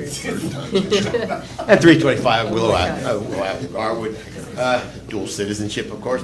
No, but anyway, my wife and I actually want to thank the borough for offering the carriage house as a cooling center. You know, the power went out on the 3rd. We made it through the night, surprisingly. I guess we had to pretend we were like 10 years old again. But anyway, it came the 4th. I mean, it was around 2 o'clock, and we couldn't take it anymore. So we went to the carriage house, called the police. You know, we got in. Yeah, there was nobody there from 2 o'clock to 6 o'clock. It was very pleasant. She read the book, I read the newspapers, you know. And the police actually, every 2 hours, they came in and checked on us. So that was great of them also, just make sure we were all right. But Ms. Walsh, you know, mentioned that she was checking the 2 cooling stations. I was just wondering if she could say how many other people were actually using the cooling stations, because as I'll tell you, that we were there and maybe 6 o'clock 2 other people showed, but I mean, it's a great program, but you know, I to me. think at Forest Road, Aaron and I, when we were there, were 4 people. Yeah, but the day that we were there You were was Sunday. just after, like, just under 1,000 homes had been restored, Yeah. where there were only about not only, there are about 340 houses, I think, left when we were there. Right. So we really couldn't tell you how many people, I think. I was there Colleen on actually Saturday. there on the Saturday major was- day. Yeah, I was there on Saturday when we really were hit hard, and the fact that we could have 2 cooling stations opened, I think, was really a great for us. And I was very surprised how many people showed up at Forest Road Park to come and basically charge all their devices, and I was in and out of there, so we probably had 12 to 14 people, at a clip at that point. I had to keep on putting up more tables and more chairs and, around the room next to the outlets. Yeah, North Avenue actually had power a lot better than the south side of Fanwood. Well, That was interesting, but anyway, so. Yeah. But thank you very much You're for welcome. offering that, it was great. And just to continue on the Soho thing, it's not often the government gets to do a do-over. I did mention 2 other items, but you voted on it, okay, it's done. But it's, you had to do, you had the chance to do it over again for the public's interests. Water under the bridge. I talked about traffic. I talked about every 1,500 feet is a high-density development. I mean, the sad part is we are now faced with round 4. I'm sure you placed the appropriate affordable housing in different properties. The trick that we're finding that this traffic that we're encountering is because normally the application takes to construction and occupancy is about 3 or 4 years, and the traffic testimony, that's what gets me. They always say, well, it's only 3 or 4 cars during rush hour, it's minimal impact, but the sad part is all these high-density applications are going more or less on the same time. So each one has like so many cars, but one application does not impact the testimony of the next application since it's not under construction. Yeah. So here we are, all of a sudden, boom, we get a lot of traffic. It's like death by 1,000 cuts. It's unfortunate. I mean, the unfortunate problem is that traffic, even though the streets are 100% capacity, the intersections are rated D and F like in schools, failing. The traffic actually doesn't, somewhere in the law, it talks about the traffic doesn't impact the application process at all. Now, that's what's amazing, and that's why we're faced with all this stuff. Just a couple of questions. Acuity, you gave a contract to Acuity. I was just wondering who was before Acuity, because you had a couple of high-density projects already ongoing at that point. The post office parking, when the new the investors building, when the new restaurant or whatever it is opening up, I mean, what about the post office parking? How's that going to work? I mean, it's already like kind of tight there. So just real quick, so we'll just answer that real quick, right? So this is private property, the previous owners owned the post office, and then they owned that big lot. New owners come in, new owners have a right to create whatever leases they have with their tenants. And so there is an ongoing discussion going on with the tenant, which is the post office, and the new owner regarding parking, because there was no defined parking arrangement, as I understand it, with the previous owner. And so the new owner is right to, for liability reasons, trying to figure this out, and it's between, 2 private parties. We're fully aware of it, and I've spoken to all parties, but we don't really have. Is there going to be a resolution? That's just it. I mean, I do agree with 100% what you're saying. It'll be through a lease. They're negotiating the lease. The post office? Yeah, there's a lease that's involved. Great. A question that wasn't answered, and maybe you know or don't know, but anyway, I was talking about the land taxes on the high density with the pilot. It's tax assessed as normal taxation, but then I asked, is it in the financial agreement where it rolls over and it gets deducted from the next year's pilot revenue? Your time is up. I can get you that answer. Off the top of my head, I would have to get you that answer. Do I have extra time because people were answering my question? It took some time there. I paused it. She paused it. Well, thank you for pausing it. Okay, thank you very much. Thank you. Thank you.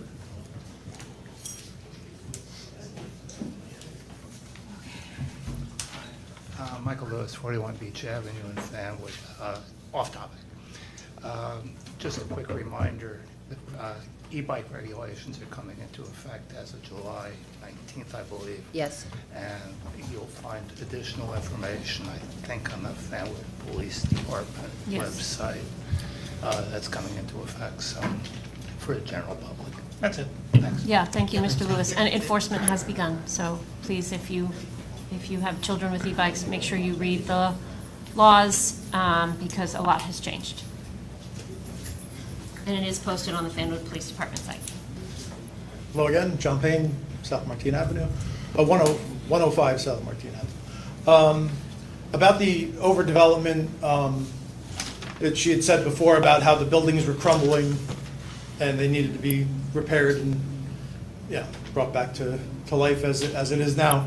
When you overdevelop now and the tax abatements end and the rents inevitably go up and I don't know, the stock market's in turmoil, not turmoil, the stock market's going where it needs to go, but with AI and the war in Iran and whatever else is going on in the world, when the boom stops, that's how, when those two buildings were built that were crumbling, they were built for purpose.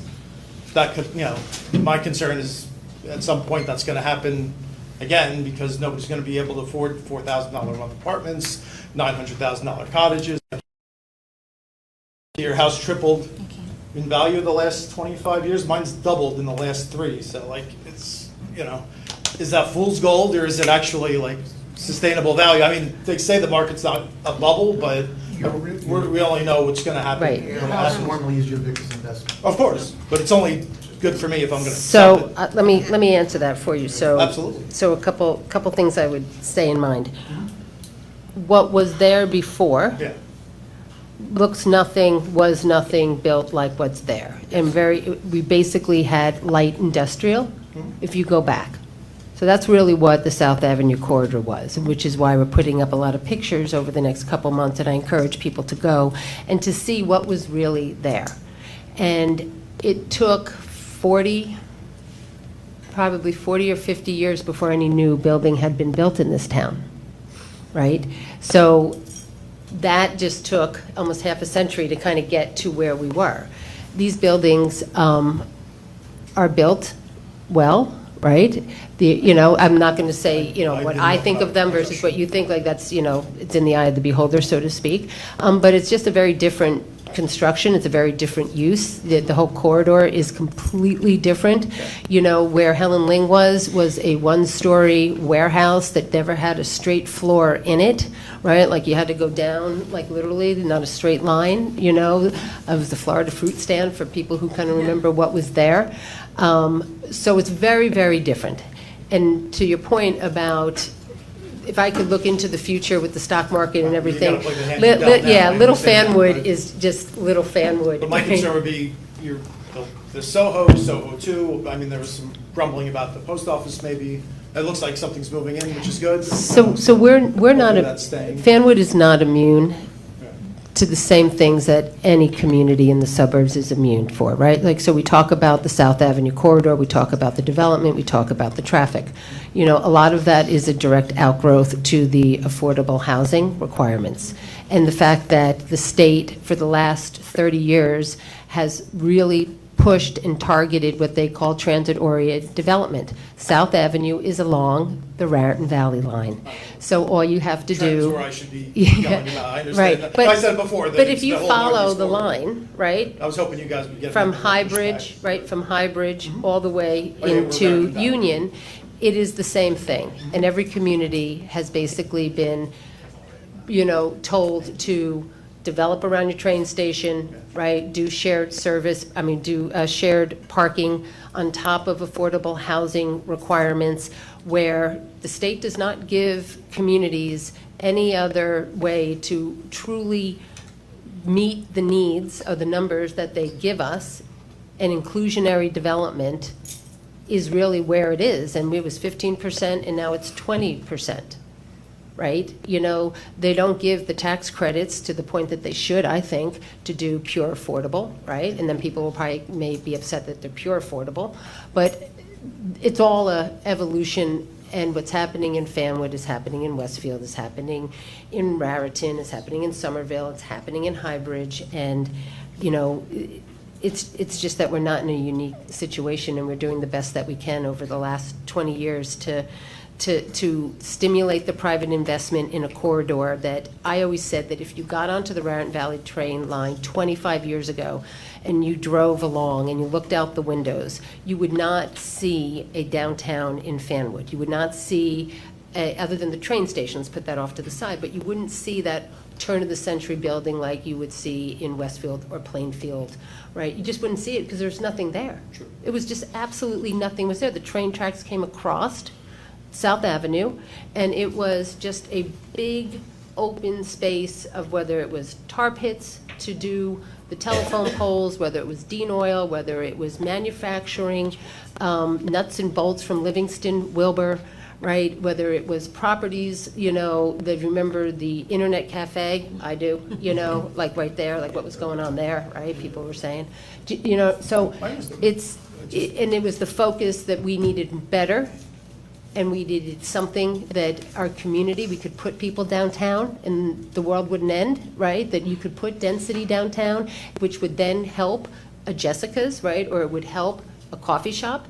I mean, he didn't, like he came here, invested in a coffee shop because he knows that they're, you know, he did his demographics. Oh, yeah. You know what I mean? If I knew apartments were going in across the street. You know, not just but it all everything. keeps it going. It's all churning, you know, with the, well, we do the best. Listen, I know, understand. we're all hoping. Yeah, but I thank you for coming. All right, thank you. Thank you. Okay, that was a sigh. Anybody else? Okay. All right.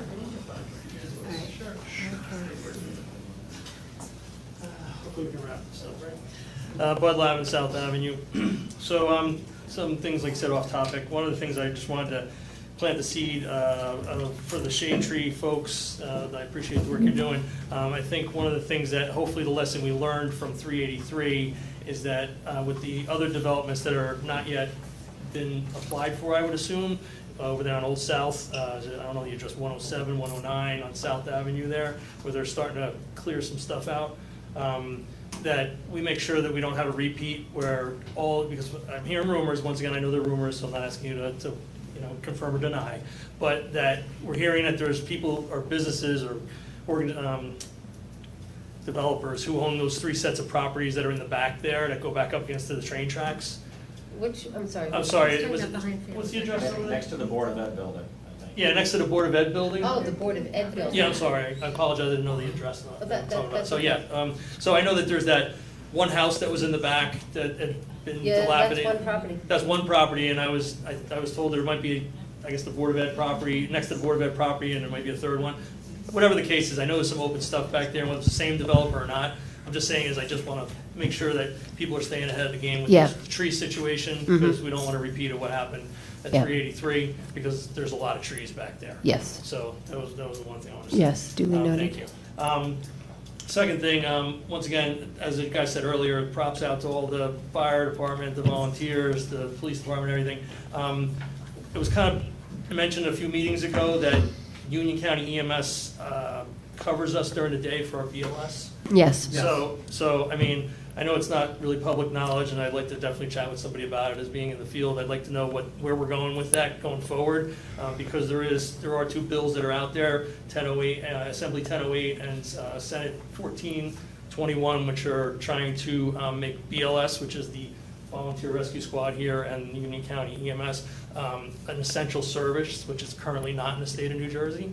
I don't know who knows that or doesn't know that. Yeah, I think, yeah, so it's how they get treated, like dispatchers, I think, too, are in there. Well, no, what it is that currently in the state of New Jersey, the township is required to provide the police department and the fire department. Yeah, not the rescue. Not the squad. Right. Which is what's called basic life support. So Yeah. as somebody who works in the field, I kind of know a little bit about it. So that's my point, is that this is something that's coming down the line. Sure. That I'd like to hear more, and it could be sidebar, whatever. Sure, no, I later on. encourage But that. I'd like to hear that, because the county's not doing it for free. I don't know what we're paying for them to be here 12 hours a day.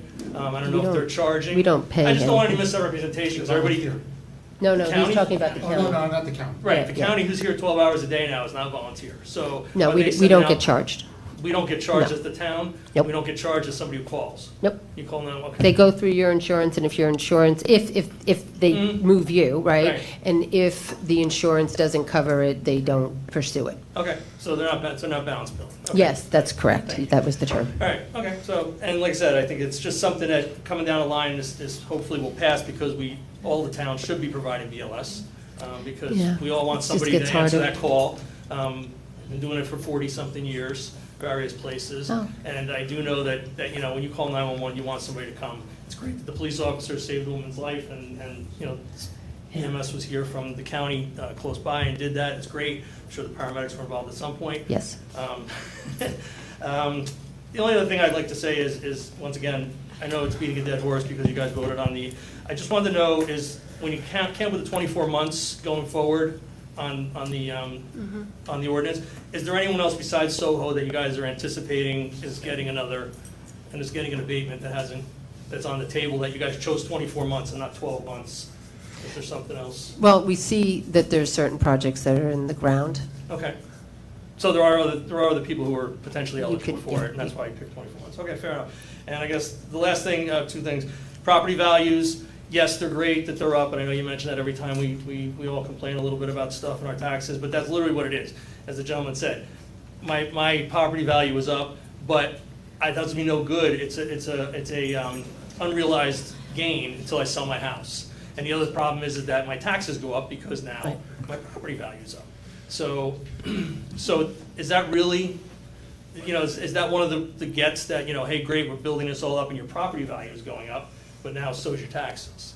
So, and like I said, whether or not, if you put businesses downtown, that's great that I can shop there, but that's not making me, that's not saving me money. I'm Listen, gonna spend until it the somewhere. state of New Jersey can come up with a different way to fund public education, Yeah.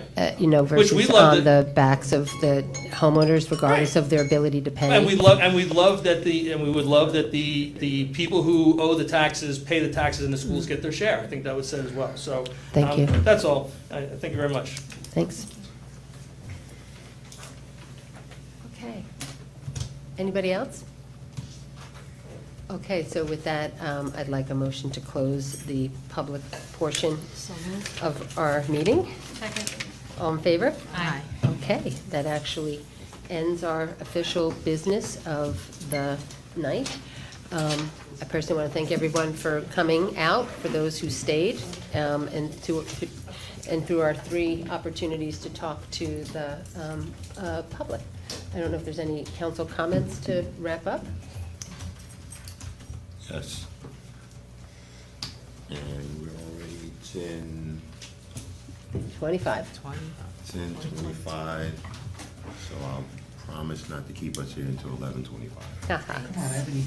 I didn't actually take a call earlier, sometimes I'm a clown, I was clowning. And that's more of how I'm known than the bombastic nature that I had in one of our last council meetings. So I'm known around the town, many people on Coach Carter. So I go to the school for graduation, and they invited me to come don my Columbia University robe and sit up on stage and hand out some diplomas and that sort of stuff. And it was fantastic. There were a bunch of young men and women who I remember having from 3rd grade, 2nd grade, and now they're actually graduating, seeing them around the town, them seeing me and us around town. And one of them said to me, man, Coach, you were pretty loud in that last meeting, right? So they know I can be loud when I'm coaching, like that's the kind of thing. So for them, if any of them or anyone took the comments, the tone of them as being disrespectful in any way, then I'll apologize with 1,000 tongues. Right? So, if you notice me, I'm always taking notes. Like, I'm a note guy. I cut down a lot of trees. I guess I'm always taking notes.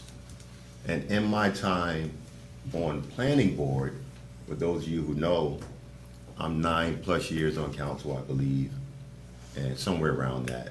And up until last year, I served on planning board. All of our positions are volunteer. You can say we get paid $1. None of us ever cashed a dollar check. So we're all volunteers up here also. And I found my notes, some of my notes from Soho. And a bunch of the stuff was Oprah. So if you look at some video, you'll see me pounding away at the developer. Because what I would do up until last year, whether you were putting a small driveway in or an addition on your house or some kind of development, either they would call me, come take a look at this, or I would take it upon myself to go and survey the property, not survey it engineering wise, but survey the property myself. So having gone in the neighborhood of the Soho, I heard a bunch of the things that the residents spoke about that may have been detrimental to their positive living environment. Could we absolutely stop the Soho from building? I don't know if we could have or not. Those things are for a different time. But what I was able to do is pound away at them. And on simple notes, there was a resident who said, when they turn on their lights from the parking lot, those trees aren't high enough and they're spaced too far. And I remember saying to them, we're going to need you to do this.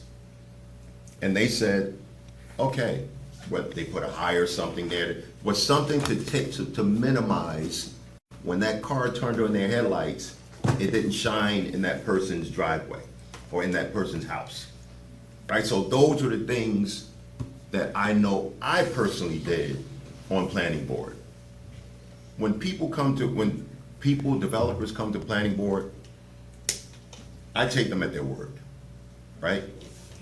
So if I go and I play the recording, so when it first came out, the recording came out, and the page came out, and it had a picture of me on there. It wasn't a bad picture. They had the video of me talking, and Mr. Morris had already said 2 or 3 times in council meeting, Carter, you said there would be no tax abatement. Well, you put up a recording that doesn't substantiate that. That's not what it says. It does not say there will be no tax abatement. Carter, you said there would be no tax abatement. That is not what your recording says. I can rewind it if I want to waste your time. We've been here long enough, but you can pull it up yourself later. What it specifically and clearly states is, at the time of that application coming before us and me, which was in 2020, the entire process, I believe, started in January, and I believe that was from the December meeting. I was on planning board. That was a planning board meeting. And what I stated was, at the time of that application, there was no talk about tax abatement. Tax abatement doesn't happen in council. That part of it, that's state mandate. Now, all this sunshine and all this stuff, we had to do ministerial stuff. I'm not even going to talk about that. That's for the attorneys. But we're not the decision makers on who applies. So I had this whole reply set that I was going to reply to it and talk about it. And I said, you know what? Enough people know that I'm not going to stand in front of them and lie. If I even said at that time that there was no abatement, then I would have stood on it. Hey, that's what I said at the time. I would have stood on it. They said, does it appear to you that the video's chopped up? Is that your voice? That's no big deal. Whatever's there is there. Is it AI? Whatever's there is there. Because what it does not say is they would receive no tax abatement. And you disrespected me by saying on more than one occasion, Councilman Carter said there would be no tax abatement. And then Ms. Brink posted it. I commend you for being an advocate in the community. You and I have been together. You call me out. You call me out for 383. You call me out for Fanwood Crossing. We talk about some things. I go back to our building department. I go back to different people. I got on the phone and called the building department. You were under the impression that they were starting construction. Remember? On 383? Remember, Mr. Morris? Oh, yeah. Right? So I got on the phone and I called our construction department with you there, and we talked it through. And there was nothing illegal or nefarious happening. But you came to me, I met you there, and we had the conversation about it. The same thing when you talked about South Avenue, with the Fanwood Crossing, with the uneven pavement and all the sort of things, and a bunch of other things. I get on the phone, I make the call. That's what I do for all of us. That's what we do for all of us. What's the mayor saying right now? Oh, I'll come to your house on Pleasant and I'll stop by and we'll have some coffee. We'll listen to the sound together. Like, that is just what we do. So, Grab your tape measure and we'll go to Soho. You name Right. the time and I'll Right. walk through there So- with you and I'll show so- you everything I found. so the contention, this is not meant to be contentious. This is not contentious. I want your advocacy, and let's do it. Personally, I'm okay if you have something to say, right? But from a professional standpoint and running the meeting, it's not what's supposed to happen. Right, so. You're addressing me, so I can respond. Right, exactly. And I agree. You know me, I don't have. I know you, you know me. I don't It's have not a any big deal. issue, I don't have any Take the issue. tape measure and let's go. I don't have any issue with that. So the next thing, we had the storm, July 3rd. My power comes back on July 5th. Same time last year, by the way. I looked at my notes from PSC&G. Big tree comes down, smashes the back of the house. I say, you know what? It's not about giving out a free cup of Ritas. Because everybody can afford their own $2 or $3, I believe. Maybe, maybe not. Most people can afford the $2, $3 and buy their own Rita if they want it. But what I said was, there's probably people who have a little tension. Some probably can't get their devices charged the way they want. I set up a little charging table there. And some just want to have someone to talk to. So I'm not going to show people's pictures, but if you want to come up and you can see, there were all walks of life who came by. And they had conversations. And some of the conversations, I asked them, I want to know how you feel about the town and what I can do different. I didn't have one to read a shirt, I have my Councilman Carter shirt. And what I can do different. Some talked about the e-bikes and safety. Guess what? July 19th. Some talked about the tennis courts. Guess what? We're addressing it. Some talked about the new LeGrand School. We're addressing it. Some talked about funding public education. We don't have control of that. But what we had was, we don't have full control. What we had was a lot of neighborly conversation. And there were some people who said to me, I may not agree with everything that goes on, but we're able to have this sort of dialogue. We don't believe, but everyone is entitled to what they're entitled to. So, thank you for coming out. Thank you, everyone. I'm gonna say, it's great. For me, the meetings don't have to end in 15 minutes. It's great, because then I'll see you at the bagel shop and we'll continue the conversation. Maybe not you. But I do bagel shop, I do dry cleaning, I do Chinese food, I do all those You things. saying I don't eat bagels? No, my partner behind you. I do all those things. And I go in not with a skull face cover. I go in and I'm laughing and I'm smiling and we talk about things. This is our neighborhood, this is our community. And what I would hope, I don't control anybody's thoughts or feelings. What I would hope is that we don't walk out of here with any kind of real animus. Right? It could be some disagreement if you want. We're all adults. You don't need me to say you're entitled to think the way you want. You don't need me to say that. But I'm certainly not going to be that person. I'm not going to see you out and say, I can't believe you said that about me. You misstating. You told a fib. Right? But I'm not going to, when I see you, I'm not going to say, hey, gee, remember that? If you want me to come, I'll come somewhere with you later. It's fine. That's for all of us here. I'm no saint, not gonna do everything right, but these people who sit up here, my colleagues, I can tell you with my colleagues up here, they care about what they're doing, and we do. Okay. We do some things, Thank you, Anthony. good things. Thank you, Anthony. We done? I think we're done. I think we're done at 10:30.